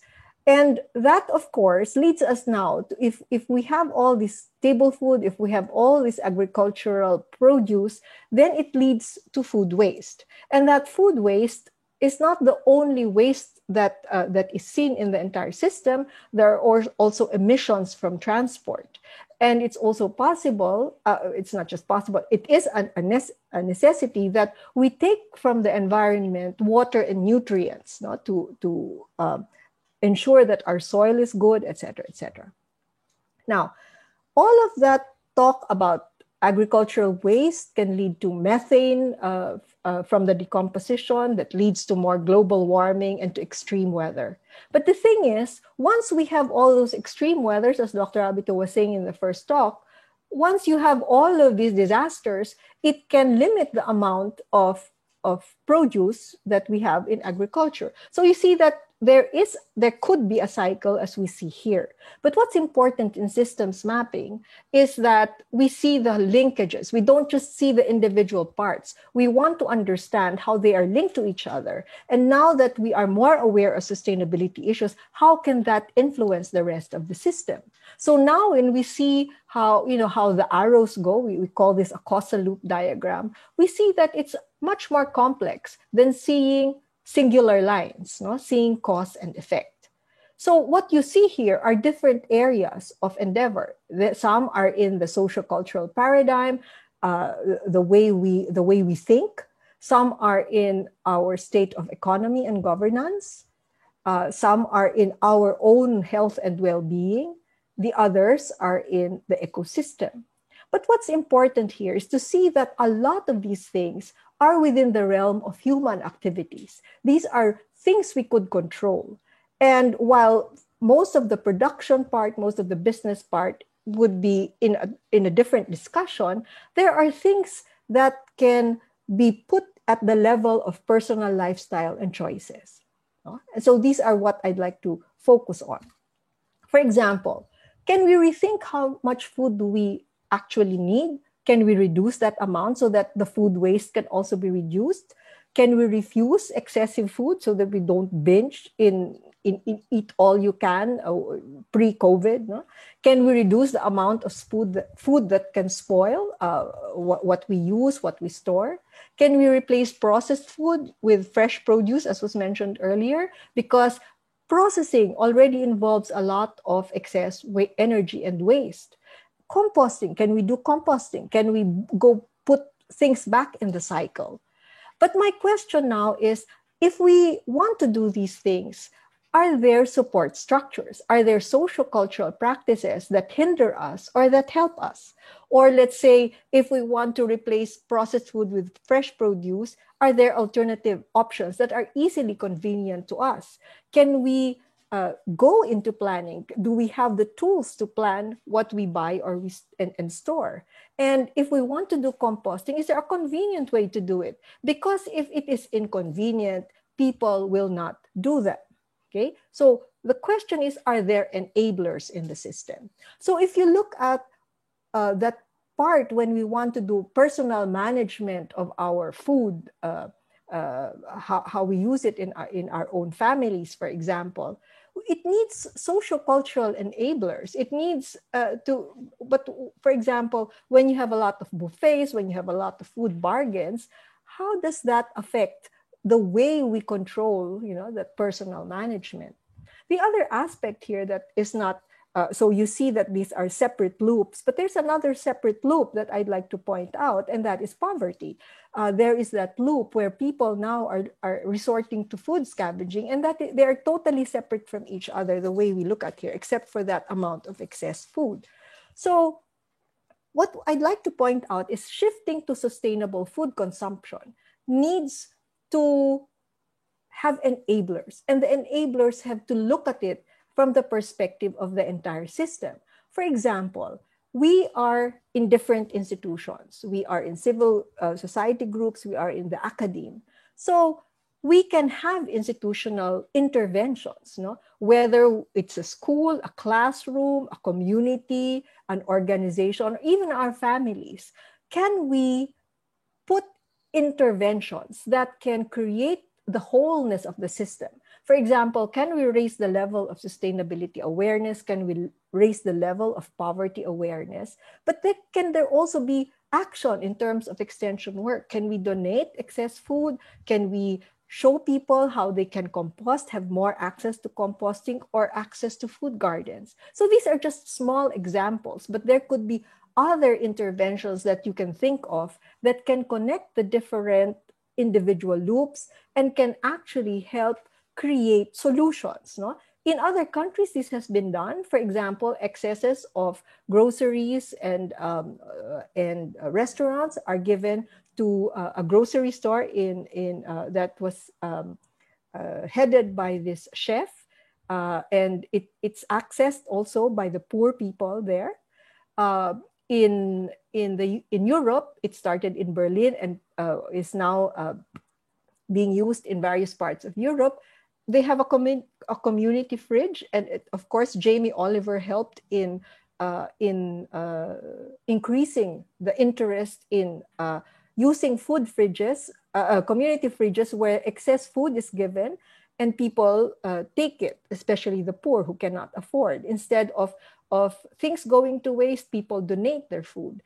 In the United States, in Baltimore, they have a program that encourages students to do farming, to do gardening, so that they can have access to healthy food. Locally, during the pandemic, some communities have resorted to using vacant lots for community gardens to give them access to food. And in other places, some families did not even need extra lots because they used container gardens. So these are initiatives. These are what I call institutional interventions, whether the institution is a family or something bigger. But these are interventions that can actually help close the different loops and may help people in their own way to be more food secure. Some say that the effort of one or these efforts may not have any impact. But what I wanted to show you through systems thinking is that there could be an impact if first the right loops exist in the system and we could help create the right loops. Second, if the intervention affects the right loop, if it is put in the right place. And third, if there are enablers in the system that hopefully we can all contribute to. So this is one way of rethinking our sustainable food consumption, and as institutions maybe challenge us to find other ways of looking at efforts that can have positive effects on the system. Thank you. Thank you very much, Dr. Kuyegkeng, for that very informative information on some institutional interventions necessary for undertaking sustainable consumption. So at this point, we will have a brief Q&A forum, and this will be facilitated by Mr. Ruel Ravanera, the Vice President for Social Development of Xavier University and the current Executive Director of Xavier Science Foundation. Vice President Ravanera, Mr. Ruel. Okay, thank you, Randy. Can you hear me? Randy? Yes, we can hear you. Yes, we can hear you. Well, yes, good afternoon to everyone. Maayong hapon sa inyong tanan. Mentioned, I am Ruel Ravanera from Xavier University, and I will be moderating the question and answer segments of our dialogue. We will have two. We're going to have one now after the three presenters. And we have allotted actually 15 minutes for each segment. Unfortunately, we're running out of time. And what we did is actually from the chat box, we received more than 17 questions. And some of them are multiple questions, and they're very heavy questions as well. They would range from issues related to productivity, issues related to the producers' situation, particularly poverty, and the support that the government would try to give them, the young generation of farmers, the impact of external factors such as climate change, the impact also of the agribusiness on small farmers and the like. What we will do in the interest of time is that we will select only 3 questions for our resource speakers. I think there were a lot of comments about how our speakers have really brilliantly covered the topics, and that maybe this is the reason why there are so many questions as well. But if you will allow us, we will limit the question and answer for now into 3 questions. We can also consider your questions towards the second Q&A. And don't worry also, because we will include this in the documentation, and hopefully some of these questions can be answered as well in the process. And then finally, also, there will be future dialogues that will happen, and that will be explained by Edgar towards in his closing remarks, because we want this to be just the start of these dialogues, and hopefully some of the questions can also be covered in those future dialogues. So for this segment right now, let me read 3 questions. And I think for one, this is coming from Sylvia Miklat of ESSC, and hopefully this can be answered by Dr. Habito or Dr. Briones or even Dr. King. The question goes like this: how can agribusiness, while being the front wheel in accelerating the transformation of food systems, be made more accountable for actions and practices that have pushed aside small farmers and further marginalizing them in the move towards more corporate farming and in the promotion and sale of banned pesticides such as glyphosate? That's the first question. Well, if I may take a first shot, there are 2 aspects there. One is, again, how can the needs of small farmers, of farm holders, actually be addressed as we, again, look at the agribusiness system. And here is where what they call inclusive value chains really comes to the fore, wherein it is really the relationship between the big players and the small players in the agribusiness and food system need not be a rival one, but one of complementation. And we've seen this, for example, one very popular example is the Jollibee Foundation's program of connecting small growers of onions with a giant chain, which actually procures and deliberately actually tries to procure from hundreds of small onion farmers the onions that they need for their various restaurants, not only Jollibee, but also the others they own, like Mang Inasal and Chowking. That is one example of how the needs of small farmers can be addressed, even with the presence of the large players. Then the other aspect of it, again, was the use of shall we say, banned chemicals in the agribusiness system. And of course, unfortunately, in the Philippines, many of these substances that are already banned in the West, especially, are still being much used. And here is where, again, government really has to take the strong role in terms of the regulatory mechanisms we have. And clearly that has been very weak and sometimes too fragmented even. And enforcement has always been a problem in the Philippines. And we simply have to really double up on being serious about enforcement of regulations, especially if they have to do with protecting the environment, protecting the health and welfare of people. So, well, I'd invite my other co-speakers to chime in on this. Yeah, so this assertion of corporate power, I think, is one possible reason is because there's not enough competition.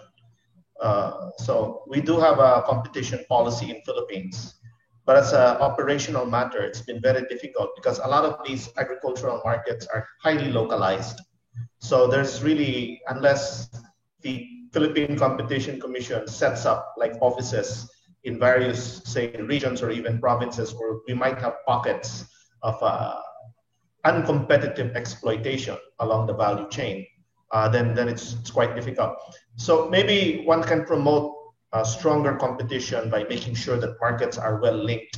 So rather than, say, one island having just one processing plant, if we can improve the shipping lines so that traders from other areas can communicate prices coming from mainland so that the single processor in the island is not just exploiting the local farmers, then I think that's one way of improving the state of competition. The problem is we have a market system. So exacting accountability, from my perspective, would seem to be applying even market principles to check the most egregious abuses while still harnessing its many advantages and strengths. Dr. Keng, anything to add? No, I will defer to the economists on that question. Well, this one is related also to the economists. It's a general question. Does the country have the capacity to be self-sustaining? If not, how do we find the balance between food security and giving our small-scale farmers a chance to earn a dignified compensation? Maybe related to this is also the question about our lands, agricultural lands, being transformed or converted into real estate, all these subdivisions being set up and also. Yeah, but the general question is, can we be self-sustaining? Well, let me address that question first, and a slightly different question first, which is related. And people often ask, does the country have the capability to be self-sufficient? And my answer would always be, yes, we do. The question, of course, is at what cost? And so, you can apply all the science that you can muster to be able to produce all the rice that we want, for example. But if it leads to a situation where rice is twice as expensive here than it is elsewhere, it's not exactly a sustainable situation.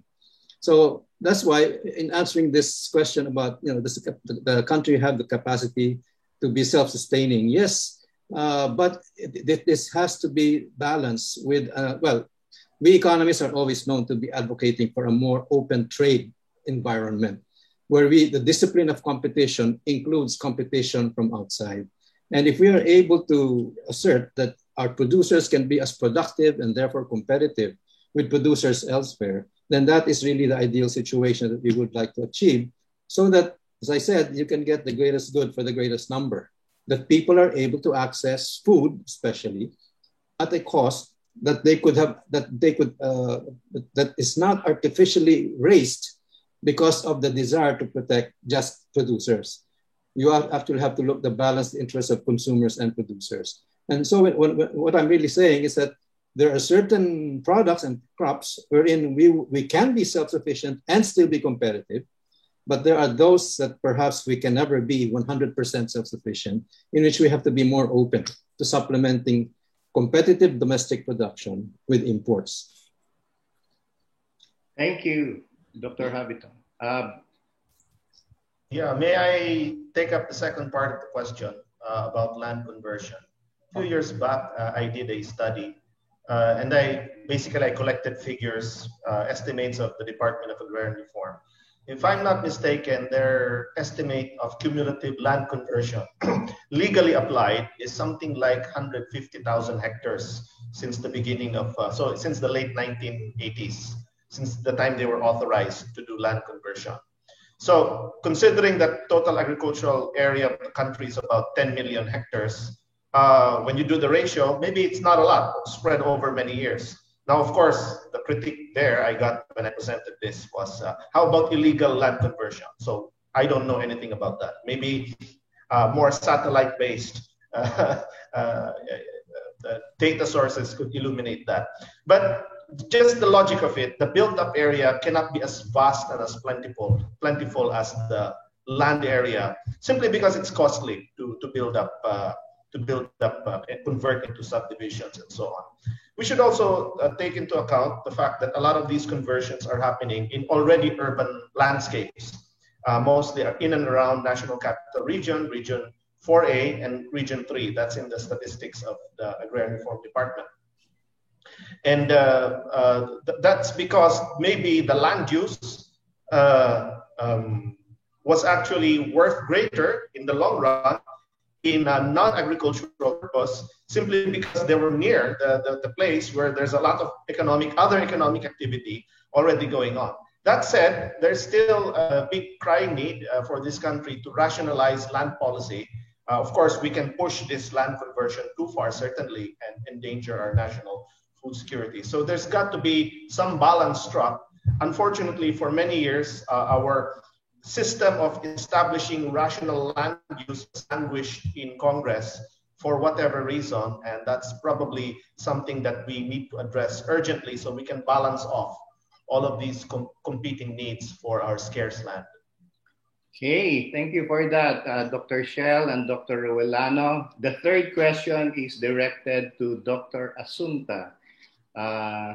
It says here, I understand the talk's focus is at the level of individual actions, but if we want to talk about food waste, shouldn't we also include food waste from the production and distribution stages?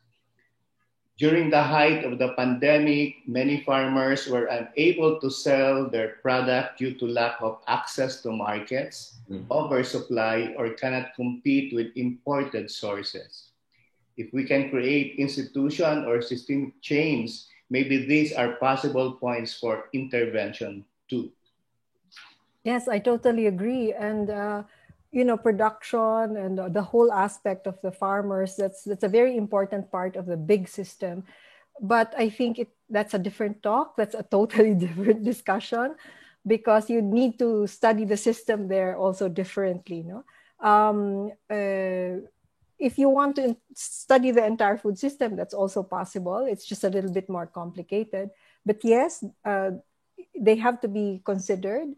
The focus is rethinking our food consumption. That's why I focused on the individual and personal, with the hope that the institutions will also act as enablers. But the production part maybe could be better addressed in a forum, for example, with people who are in agriculture, people who are in business, food processing, and again, that it's a different discussion, because they are making decisions for a different for a different group. So since I was informed that many of you here will be faculty, administrators, civil society organizations, I thought that institutional interventions at our level are things that we could actually do. Because the other questions on, changing the economy or changing, I think that's important to understand, but it's also what can we do? Much of what Dr. Habito and Dr. Briones have said are very important, but they're at the level of policy. And of course, you can influence your own legislators, but then there are also things that we can do. We cannot just say, oh, the government has to do everything.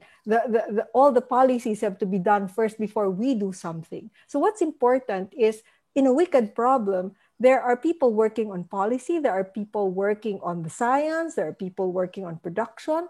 But what can we do at our own level? We cannot just say, oh, the others can do all that and things will be fine. we have our own personal contributions. Our institutions have the responsibility to make our own contributions as well. Thank you. Okay, thank you all for the responses that you have given to the questions. We also would like to thank the participants who have raised those questions. There are a number of questions that have not been discussed in the plenary, but as I've said earlier, we will include these in the documentation, and hopefully this can be addressed in the future dialogues. So that completes our first Q&A. Back to you, Randy. Thank you, VP Rabanera, VP Roel. So thank you very much also to our first panel.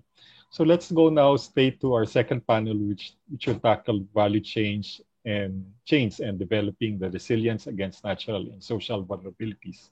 Let me introduce our two speakers. The first speaker is actually Dr. Larry Digal, the Chancellor and Professor of Agricultural Economics of UP Mindanao.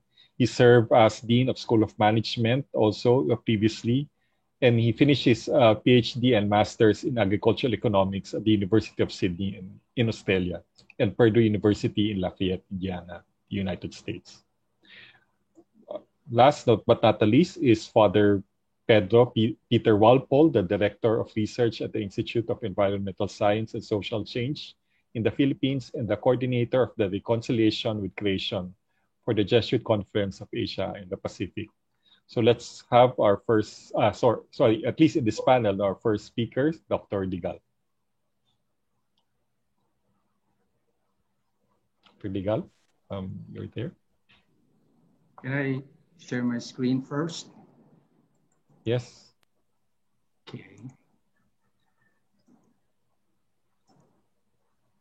Can you now see my screen? Now. Yes, okay. Yes, we see it. So yes, also see you. Thank you, Randy. Good afternoon, everyone, and thank you for the organizers for this opportunity to contribute to this discussion, particularly on this topic on innovating value chains and equitable livelihoods. This topic is directly related to Action Track 4 of the Food System Summit, which is about advancing equitable livelihoods and value distribution. This action track is based on the reality that inequality and power imbalances exist in agricultural value chains, and that these small-scale producers, the farmers, fishers, the micro, small, and medium enterprises, women, and indigenous people, including landless laborers, are at a disadvantaged position. Adding the word innovating in this topic highlights an important dimension when we talk about advancing equitable livelihoods and value distribution. Clearly, innovation is part of the actions needed to advance equitable livelihoods and value distribution. In the interest of time, I would like to focus on the following points. First is the context, and here I'd like to focus on the challenges and opportunities faced by the small-scale producers in these value chains, and then present solutions offered thus far to help these small-scale producers based on our own work in our university and others in this area. From this, suggest a set of actions in moving forward, and finally summarize and conclude with some key points. I think it is important at the outset to frame the inputs or the points I would like to highlight in the next few slides. Here I will build on the framework we used last time in a global research program called Regoverning Markets Program on linking small-scale producers in dynamic markets, where UP Mindanao had the opportunity to lead the Southeast Asian region and co-lead the policy component. So what's the context here? The first thing that we need to recognize is that the small-scale producers face dynamic, fast-changing chains or agri-food system. While there are opportunities exist due to increasing demand for food driven by increasing population and income, liberalizing markets, these trigger changes in the food chains to respond to these opportunities. And often, this requires restructuring the chain with changes in technology and financial requirements, even market structure. And this restructuring mounts a huge challenge to small-scale producers as they struggle to adapt to these changes because of limited assets and access to resources. Depending on their ability to adjust in this dynamic environment, they can be either in or they can be either out. Our goal here is not just inclusivity, but also to equitably distribute value created in meeting market requirements in the chain. Our vision is to make these chains not only inclusive, but also equitable, to eliminate poverty through jobs, better incomes, and value distribution, reducing risks for the small-scale producers without compromising the environment. Also, we are not just talking about small-scale farmers here. When we say small-scale producers, we mean poor, marginalized, or disadvantaged farmers, fishers, landless laborers, indigenous people, women, youth, micro, small, and medium enterprises in GEDA or GEDA, geographically economic disadvantaged areas that include conflict areas. These are incidentally the low risk areas in terms of the spread of COVID. So there's an opportunity here following the argument of Dr. Habito in terms of agribusiness expansion. In fact, in the Philippines, we are talking about at least 80% of these types of small-scale producers I mentioned. Only 20% of the 12 million farmers, or about 2.4 million farmers in the country, are linked to value chains. These are the ones with regular production surplus. The 80% are not linked or regularly linked because they don't have regular production surplus. And some are farming at a subsistence level. This is 75% for Luzon, 83% for Visayas, 84% for Mindanao, and worse is the BARM region at 88%, or only 1 out of 10 farmers in BARM is linked to value chains. According to the World Bank Mindanao Jobs Report, where I was part of, including Dr. Habito, was our senior advisor, these 80% can be broken down to 3 categories: poor, near poor, or food poor. In fact, about 1 of 5 farmers is food poor, with the highest in Mindanao, about 27%, which is ironic because we are actually here in Mindanao known to be a food basket in the country, compared to only 12% and 23% in Luzon and Visayas respectively. So we have a small percentage of farmers regularly linked in these chains, particularly for Mindanao. And this linkage to the chains is important as it generates a lot of jobs. In Mindanao, for example, about 6 out of 10 jobs are employed in agricultural value chains. If you look at the share of agriculture, fishery, and forestry sector in the GDP of Mindanao, it only accounts for about 30%. But that will be doubled if we consider the agribusiness chain that includes food processing, logistics, for example.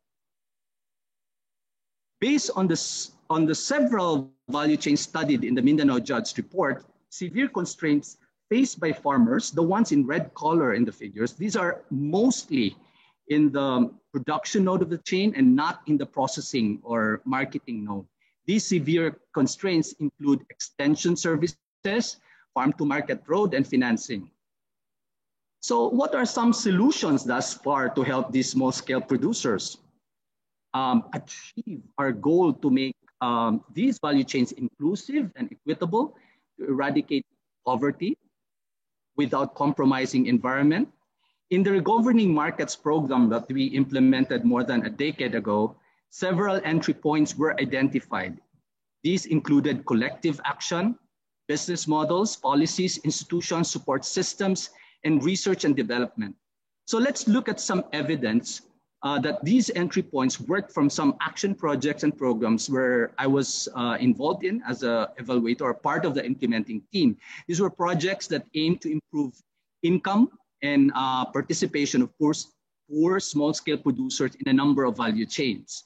These projects or programs address various elements in chain development. As you can see in the slide, you have poverty, environment, indigenous people, gender, and conflict. That conflict here refers to the coverage of conflict areas or conflict as an element embedded in the approach or model, like the last model there or project, the LIFE model.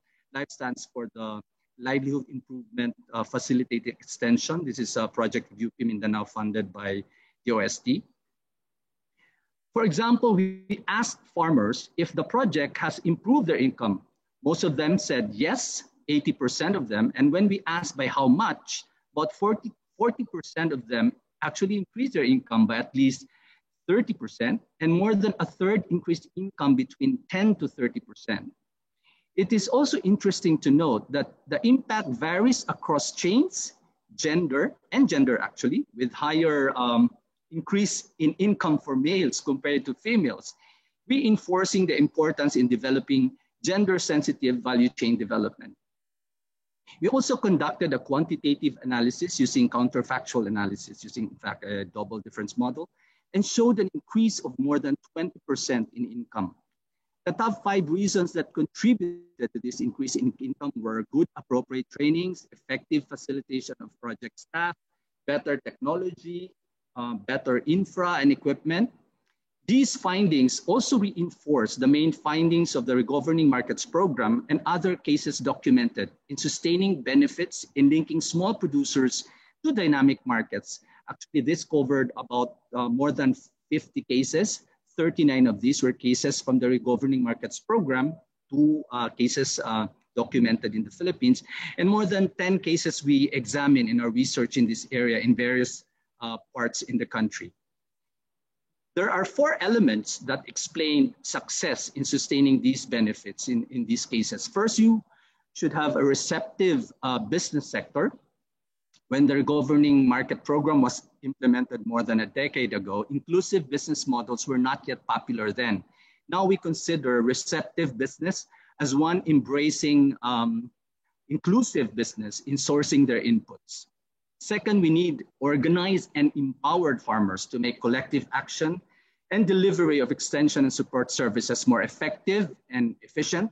And finally, a facilitating public sector that provides an enabling environment conducive to developing inclusive chains. In the middle of this triad is the effective partnership facilitation.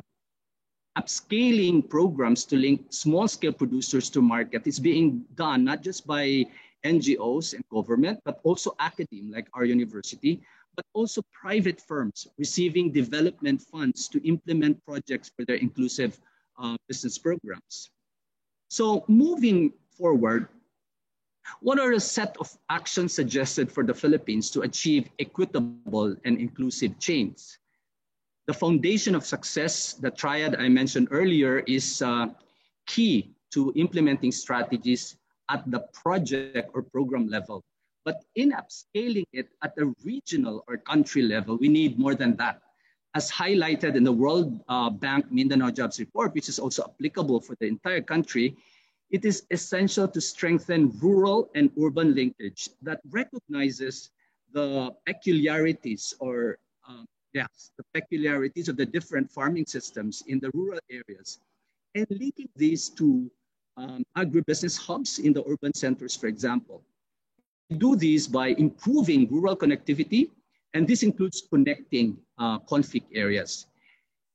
The key strategy here is to get the basics right, organizing farmers better, securing property rights, investing in human capital, delivering effective extension services, and investing in rural infrastructure while complementing this with reforms in the farm and non-farm sectors to provide an environment or an enabling environment that is conducive to doing inclusive business. And in implementing projects and programs to develop these chains, we recognize that the role of effective partnership facilitation, as I mentioned. And in doing all these, we need to innovate. But how? Well, experts say we need to bundle innovations.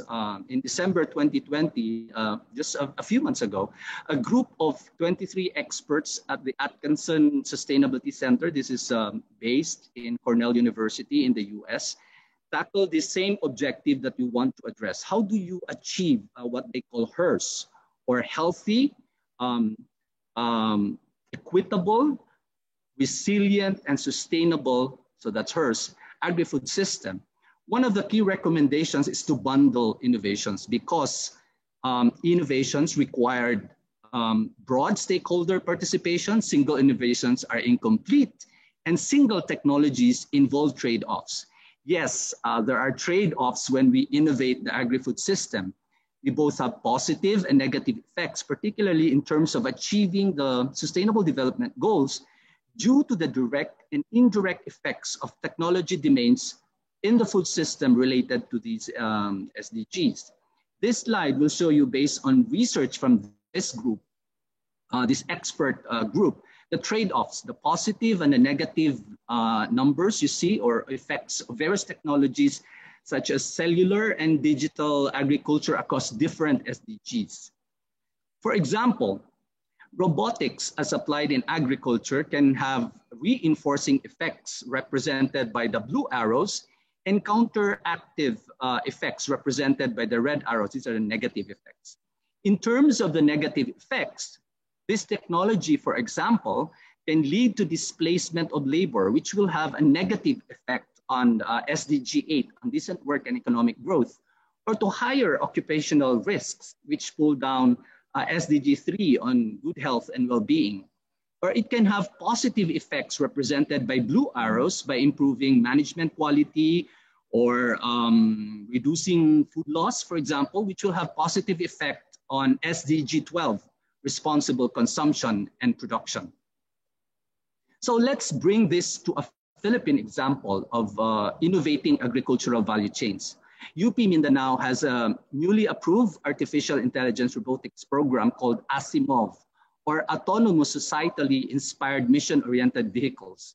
One of the objectives is to build aerial and land-based robot prototypes to address issues of national importance, such as improving agricultural productivity. So the application I used here is to use AI robots to get data, for example, to analyze the incidence of Panama disease. This is the Fusarium big problem in the Cavendish banana industry.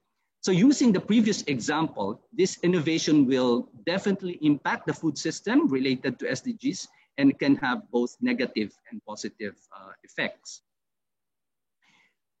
Another example of applying Industry 4.0 technologies is the DigiCoop, which is, I think, relevant in our situation now under pandemic. I bumped into this because of our partnership with an ICT group involved in this initiative, where UP Mindanao is developing the data analytics component for their digital platform called Aggregate.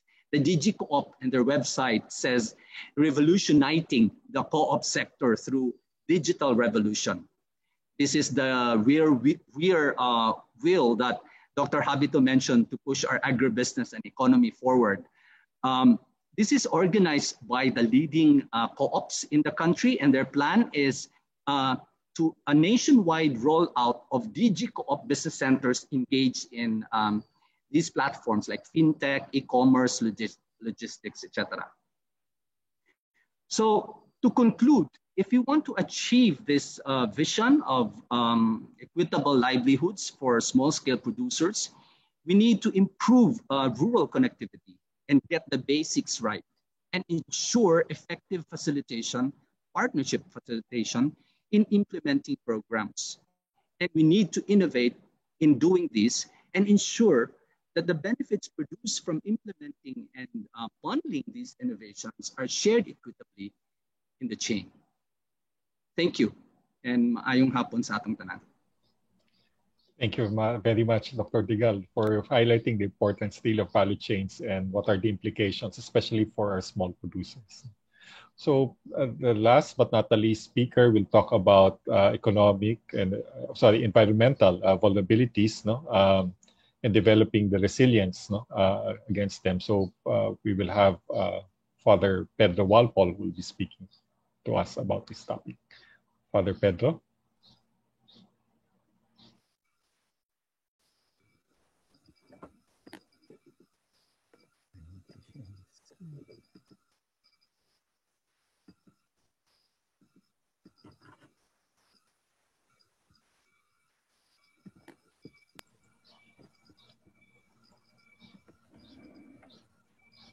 Thank you very much. Okay, we hear you.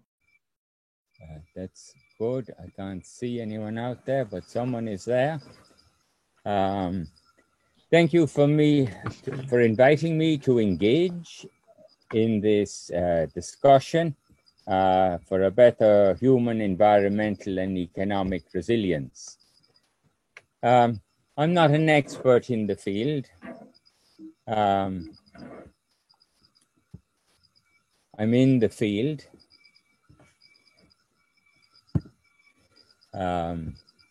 A minute, I need to arrange the shots. I'm here in Mindanao, and we're looking at the drivers of fragility in the food crisis. Obviously, here in Bukidnon, we have some historic events, but they continue with the seasonal variabilities, particularly of La Niñas and El Niños. We have the economic shocks. It's 20 years ago when Nestle pulled out, but it affected a generation of farmers. Rubber prices today fluctuate. Falcata documentation is an impossibility. And we're now being promised that bamboo will be the answer. But I think we'll lose on transportation. We don't seem to mention the conflicts that people are caught in, and this is one of the collateral damages that continues in Mindanao. And of course, the various disease contexts that we have. In a recent study where we looked at what actually small farmers get, and who the small farmers are, they're getting 5% of the gross revenue for their planting. Small farmers in the uplands grow corn the way you play bingo. That's their sense of economics. If they win, they make it big. And all the traders tell them they're going to win big. Of course, they have to absorb all the risks. They have to absorb the fact that the trader can suddenly down the price because he says, oh, with my technology, I can tell you now the price is decreased. So the technology helps squeeze the life out of the farmer this far away from the center. This is why the farmers have no income. And actually, they were more secure before the corn came in because na talaga yung mga konsumo. Now they have corn sprayed with glyphosate that they eat, they hide and eat like scavengers that poisons them slowly. And their pressure to open up every piece of land because they haven't met all the payback requirements. So there's a huge injustice with the agriculture that has come to the uplands. And then, of course, they're blamed for burning into the forest. And that's where we see another level of technology put to the use, that only suppresses farmers all the more. Mindanao used to be a land of promise. We're not seeing that promise fulfilled today. And we're seeing a huge loss. Bukidnon, which is hugely mountainous, is losing most of its forest below 1,000 meters. The degradation is sustained.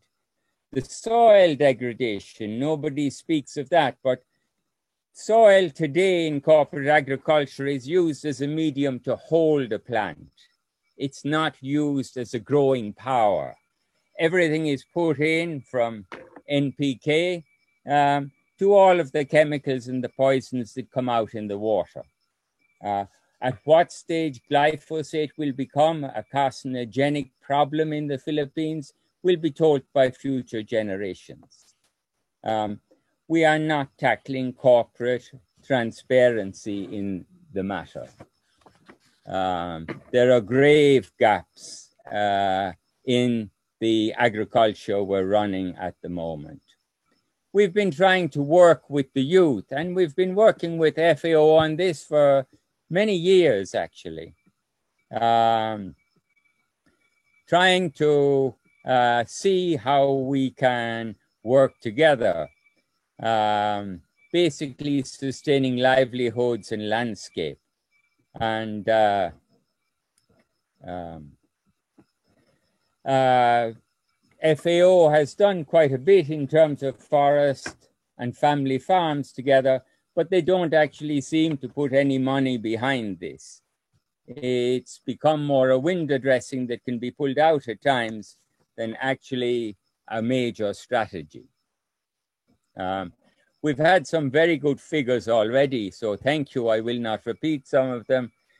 But this is just to say what the cumulative economic output of smallholders is.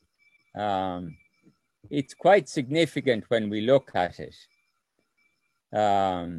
We're getting about 100.5 globally, yeah, in terms of the smallholder sectors, including the timber, the wood production, non-wood forest products, energy, fuel, wood, charcoal is there as well, and agriculture.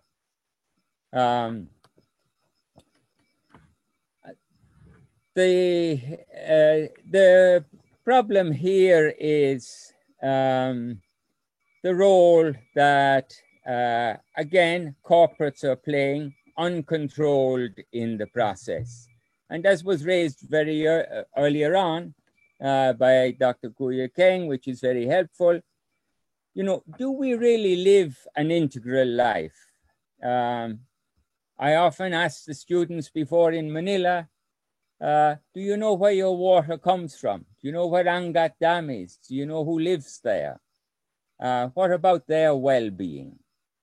So we've got to look out for the well-being of all. And this is a major challenge today. Industrial corporations, I am sorry, are not benign and benevolent. They have many good programs, but behind it is an increasing extractive power that we have seen in the last 20 years increase the margins of poverty.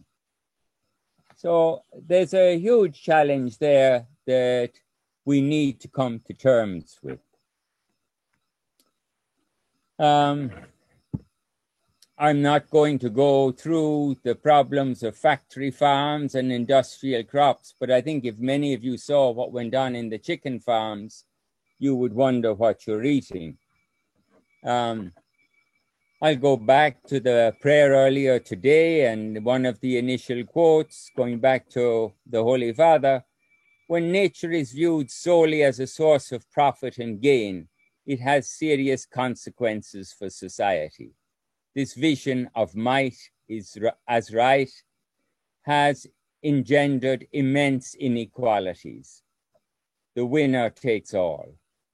And for upland farmers, it takes their food as well from their very plates.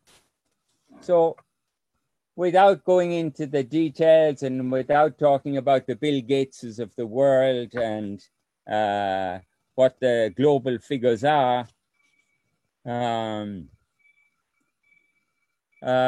what needs to be done? And many of these things have been engaged with already, but we've talked already of the direct incentives, policies and priorities.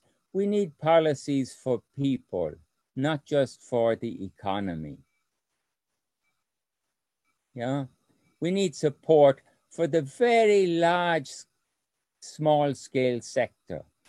Unless we're willing to invest small-scale, farmers here in the uplands have no access to money. They have access to 5, 6, and 10% interest every month for 4 months for a harvest. That's how they lose all their money. The rates are criminal. We need principles of agroecology, not principles of the chemical industry. We are certainly going down the road of chemical industrial agriculture. And first stop are pigs. We feed more pigs in Mindanao with corn than we do people. And corn used to be our staple. So we have many things to update ourselves. And we are globally asking the FSS to add a track on transforming corporate food systems. Corporate food systems are really the elephant in the room. We're very nicely move around them. And our silence, because we don't have all of the answers that are needed, our silence actually affirms their role, and their ability to advance. And accountability in the South is very, very difficult to get. So I agree with the speakers that have already talked of that. In the South, it's very difficult to get the accountability we need. So here again is a system from FAO. It's 10 elements of agroecology. Very good.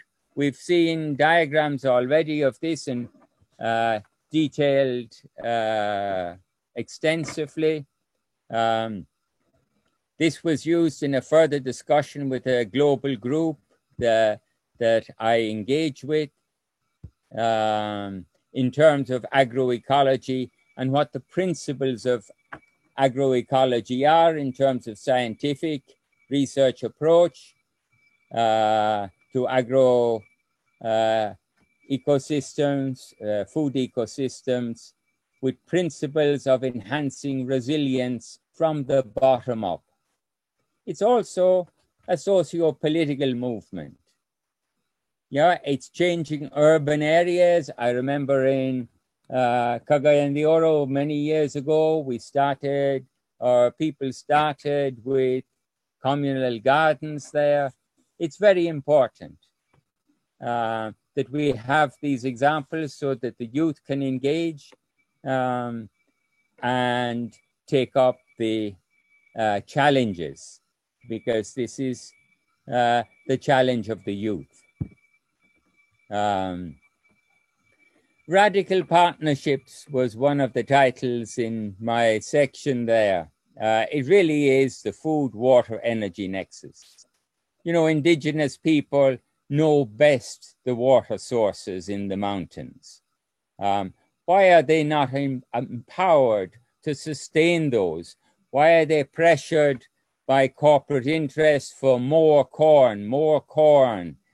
And even the spring areas are now burnt and cleared and planted with corn and sprayed with glyphosate.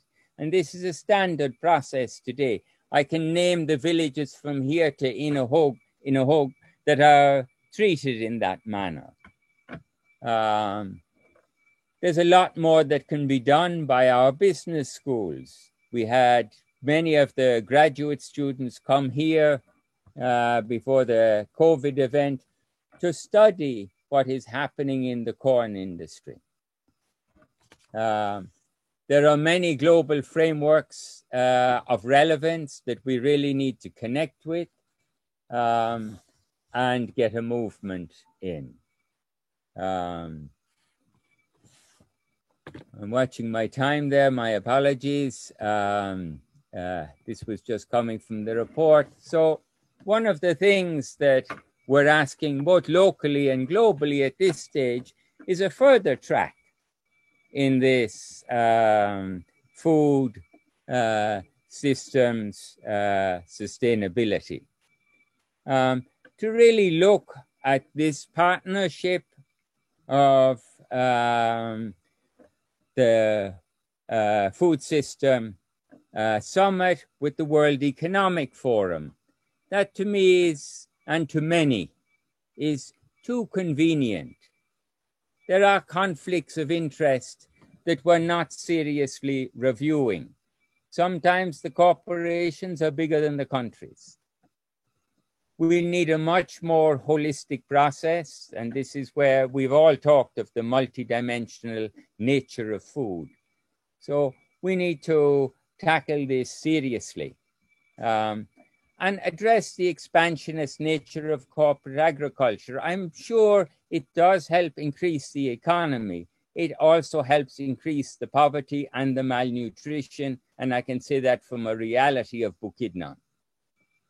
And there is a need to strengthen, I am sorry, in this entire process, human rights in the basis for the global management of food systems.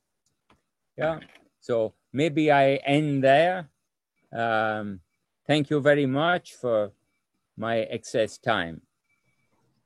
Thank you very much, Father Pedro, for that very interesting presentation on how can we live up to the agroecology principles. I know it's already 4:25, but I think maybe just beg the indulgence of the participants if we can extend maybe 10 to 15 minutes more. And we'll just have maybe 1 or 2 more questions that will be facilitated by VP Rabanera. Sir Joel? Yes, thank you, Randy. Yes, in the interest of time, we will just have 1 question each for our resource speaker. For Dr. Larry, this is a question from Floro de Lapad from Xavier University. Is there a possible association between predominance of corporate farming in Mindanao and the very low percentage of value chain inclusiveness of small-scale producers? He's asking if there is that relation. Yeah, thank you for that question. Yeah, definitely there is an association. And if you look at the literature, particularly in Mindanao, you see mixed results. For example, we did part of the Mindanao Jobs Report was the Cavendish banana value chain analysis. And there we looked at several strands in the value chain for the Cavendish banana, because there you have different contractual arrangements. There's a contract arrangement, there's a lease arrangement, and the contract arrangement, this is contract growing, is with the individual or a cooperative, and there's also a spot market. But the results there showed that actually the best share that the small farmers extracted or got from this chains were farmers in the contract growing under a cooperative. And the least net income, actually, that's a profit analysis, is for the spot market, because prices are varying and they don't have enough technical assistance. So that's a very different result. You see also other studies which showed the other way around. We also did a study in poultry, for example. We're looking at the different, earlier it was a question, this is very much related to the question of market power in the chain. And we did a chain analysis in the different nodes in the chain. There's a supermarket, and then the poultry integrator processors, and then there's a farmer. And the one that's sort of extracted the most benefits or rents or profits in the chain was actually the processor. It has, in fact, in terms of the bargaining power with the supermarkets, because these are branded poultry integrators, they actually extract the most rents or benefits in the chain relative to the other players, including the farmers. Yes, there's definitely an association, and I think more studies should be done in this area. Thank you. Thank you, Larry. Thank you for that answer. Can I now address this question to Father Walpole? This is a question by Erica Brondo from Ateneo. How can farmer cooperatives be empowered in including their farmers as enablers in the sustainable food system?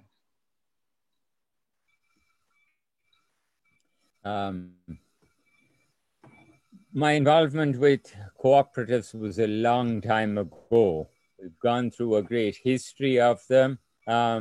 My sense is really it's skills, capacity, and a development in co-op management is crucial at this stage. I really feel if we're looking at Guatemala and other countries where we've been looking at the coffee business there and that, the cooperatives are very successful.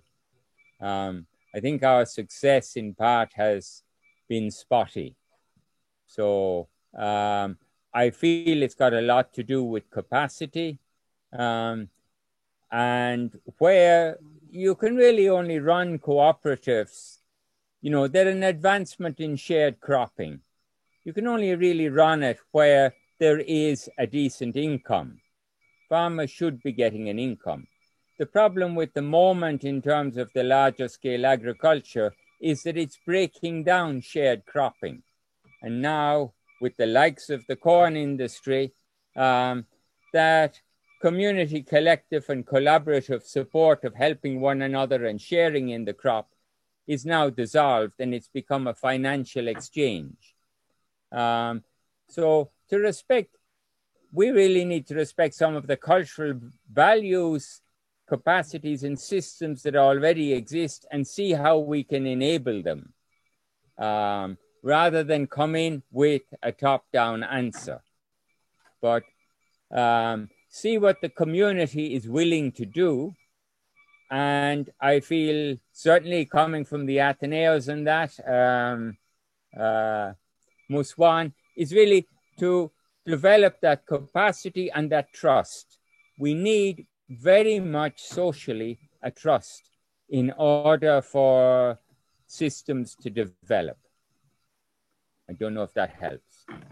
Thank you, Father Walpole. I think many appreciated your sharing. And there is a suggestion here for you to write a book on how these, how you can implement these suggestions in the context of the present socioeconomic, political, mainstream life. So thank you so much, Father Walpole. Thank you so much also, Dr. Larry, for sharing those insights and ideas in this independent dialogue. Again, we thank all those who have raised their questions. We received a number of them. We will try to incorporate all these in our documentation. And hopefully this can be discussed in the next or in the future dialogues. Thank you so much. Back to you, Ran. Thank you again, VP Ravanera. Thank you also, Chancellor Digal, and also Father Walpole. We're supposed to have, after this Q&A, closing remarks from our speakers, but in the interest of time, maybe we can just invite our main convener, Dr. Habito, just to speak on, maybe give some closing remarks and on the challenges of strengthening food systems in the country, and how do you enable people to continue that dialogue, to think about alternatives, to improve the availability of food, ensure nutrition, and also to also maintain this agroecological lifestyle, as Father Walpole said. Dr. Okay, thank you, Randy. I guess very quickly, I just wanted to point out that the name of this dialogue actually focuses on, I think, one word: system, the food system. And it so happens also that the central presentation, that of Dr. Achut Kariag Keng, precisely talked about how we look at things in a very systemic way, look at it as an entire system. And I think this is really the key word for all of us. We have to look at it as a system of very many interconnected and interrelated parts. And of course, it's understanding that systemic relationship is not enough. We also have to all act collectively and integratively in our particular efforts to actually address the system as a system. And that means it demands a lot of interaction, a lot of communication, and knowing what everybody else is doing for us to be able to act in this systematic way to precisely address the challenges facing the entire system as a system. And so I think what this tells us is that as we move towards the UN Food System Summit, there have to be more of these independent dialogues, covering hopefully even more stakeholder groups. Farmers were mentioned as those who may be missing from this particular one, but it was not intended to be a comprehensive audience, obviously. And so this is the kind of work that we need to continue doing as we move forward. So let us all think systems. Let us all think holistically and integratively of all the little problems that we're seeing. Because again, we can't go on looking at our little particular view of the big elephant, right? So let us now try to all look at the entire elephant and see how we can help that elephant really help the lives of everybody in the country and of course in the rest of the world. So on that basis, I hope that we'll all continue being open to working with one another and of course invoke the blessings of Almighty God in helping us achieving this collective effort. So thank you. God bless us all. Thank you very much, Dr. Habito, Dr. Shell, and also to all our speakers who have made very excellent presentations this afternoon. So thank you also, Dr. Briones, Dr.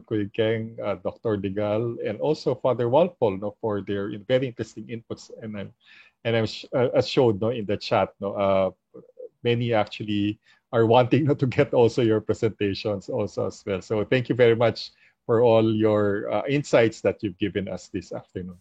Before we just have, and again, I beg the indulgence of the participants, we just have two more speakers. The next speaker is Mr. Oliver Oliveros, the Food Systems Champion Engagement Lead of the United Nations, which will give his reflections on our discussion this afternoon. Mr. Oliveros?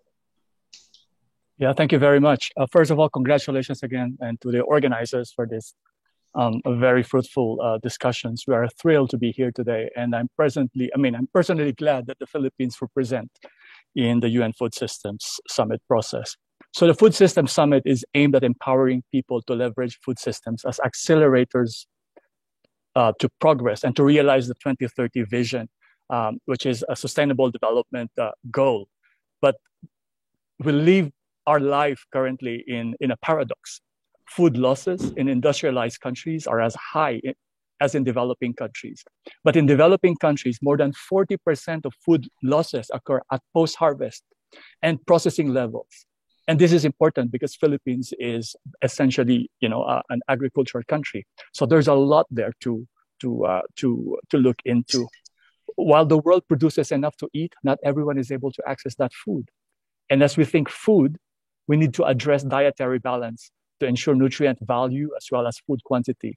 The double burden of malnutrition is increasing, where we have growing numbers of both overweight and undernutrition in our communities. And then there is food quality and control. How can we regulate and ensure that we keep standards, whether it is at food production, fishing, or at food transformation and packaging? We have also heard that there's a long-term challenge here, COVID, and how we seem to be losing a generation of students, of young people who are unable to study properly and prepare for their future. The economic crisis, which is further aggravated by the pandemic, and the climate change being the biggest threat, perhaps next to us, the way we behave as consumers or the way we behave as eaters. So it is important to think across the food systems value chain, but also across different sectors, from environment to water sanitation to land use, soil regeneration is very important, so that no one solution adversely affects another part of society. Sabi nga ni Joey Ayala, ang lahat ng bagay ay magkakaugnay ang lahat. And the UN food system will serve as a turning point in the world's journey to achieve all these SDGs. But then again, it's just a moment in time. We know that we need to get back on track. Transform our food systems is among the most powerful way to change course. Rebuilding the food systems of the world, of the Philippines, is among the most powerful way to change course. We need to build back better from COVID, and we all hope and pray that the country will be back to its feet sooner than later. So this dialogue today, and one that will take place in the future, are important cornerstones of the summit and of our future. And I think the emphasis should be on action, because it's critical to ensure access to safe and nutritious food, to promote sustainable consumption, to boost nature-positive production, agroecology, regenerative agriculture, to promote equity and equitable livelihoods, and ensure resilience. So mga kababayan, for centuries and across cultures, food has been and continued to be a crucial part of our lives. Literally, our survival depends on whether or not we have something to eat. Gatherings and exchanges are not the same without food, and food is an essential element of our identity, of our families, of our cultures, and our societies. But profound changes in the way food is grown, processed, distributed, consumed, and wasted over the last several decades threatens a future of food that is sustainable, equitable, inclusive, and secure. And the current food system is broken, as we all know, and it has to be fixed. We are all part of that food system. And so we all must come together to bring about the transformation that it needs. We are invited not only to sit on the table, but to set the table, to prepare the menu, and take our meal together. You've been invited. We've all been invited. We just need to respond. Thank you. Thank you very much, Mr. Oliveros, for that point about really undertaking actions in order to achieve our goal of strengthening the food systems in our country. And with that, let me just turn over the floor to Mr. Edgardo Valenzuela, Edgar or Edval, who will food security advocate and also a core faculty of the Ateneo School of Government, who will also discuss what we need to do to meet all of these challenges. So, Ed. Thank you, Randy. I think we've had a very full afternoon, and we should just look forward. What are the next steps? And essentially, it's really looking at, as we've said, promoting community dialogues. We should not stop here. We've had a very good start. We've seen ideas from the macro to the micro level. The interventions of Dr. Quig Keng, Father Walpole are very instructive in what Oliver just said. And so we should be able to look at food systems talaga, because we and the local communities that we work with have to understand what it means to look at it from a food systems perspective. Raising of awareness on the issues and interconnectedness is not enough. I agree we should try to move forward to try to brainstorm and look for solutions that we can attempt at the small level, as in small communities, and see what can be done. Perspectives of community groups, of marginal groups, of even faculty, students, and other communities, neighborhood associations, consumer groups. All of the groups are very important to be able to move ahead. After all, we want a comprehensive societal approach. To share information on these innovations and other perspectives that contribute to achieve the SDGs. We have to keep on harping back on that, because if it's going to be business as usual, nothing will happen. I mean, I've spent the last 25 years looking at these issues, and I can tell you, if we don't change now, another 20 years is nothing. And you can even look at it in terms of our political systems. We're only talking about 2 administrations away. Will we be able to solve the food and malnutrition problem in two administrations? So lastly, I think the key is really to be able to promote continuing dialogue and reflection and action and collaboration at the levels we can do. We've had, we are proposing in the next 5 or 6 weeks that we organize community dialogues at your level.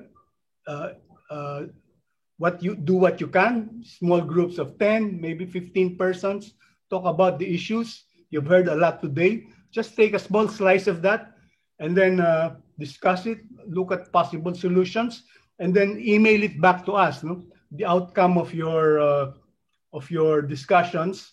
And we will plan to put together also the results of all the community dialogues that are sent back to us into a synthetic report to synthesize it along the issues that we've discussed today, so that we are able to make a substantive contribution to the preparations, no, to the pre-summit preparations. We've taken a commitment that we will prepare a report out of this meeting, as well as the subsequent community dialogues, which can be inputted into the pre-summit conference in June, late June in Rome, which hopefully will also be taken by Dr. Navarro's committee, who will make for the actual summit in September. I'd like to close there and end there. The facilitator's guide is available.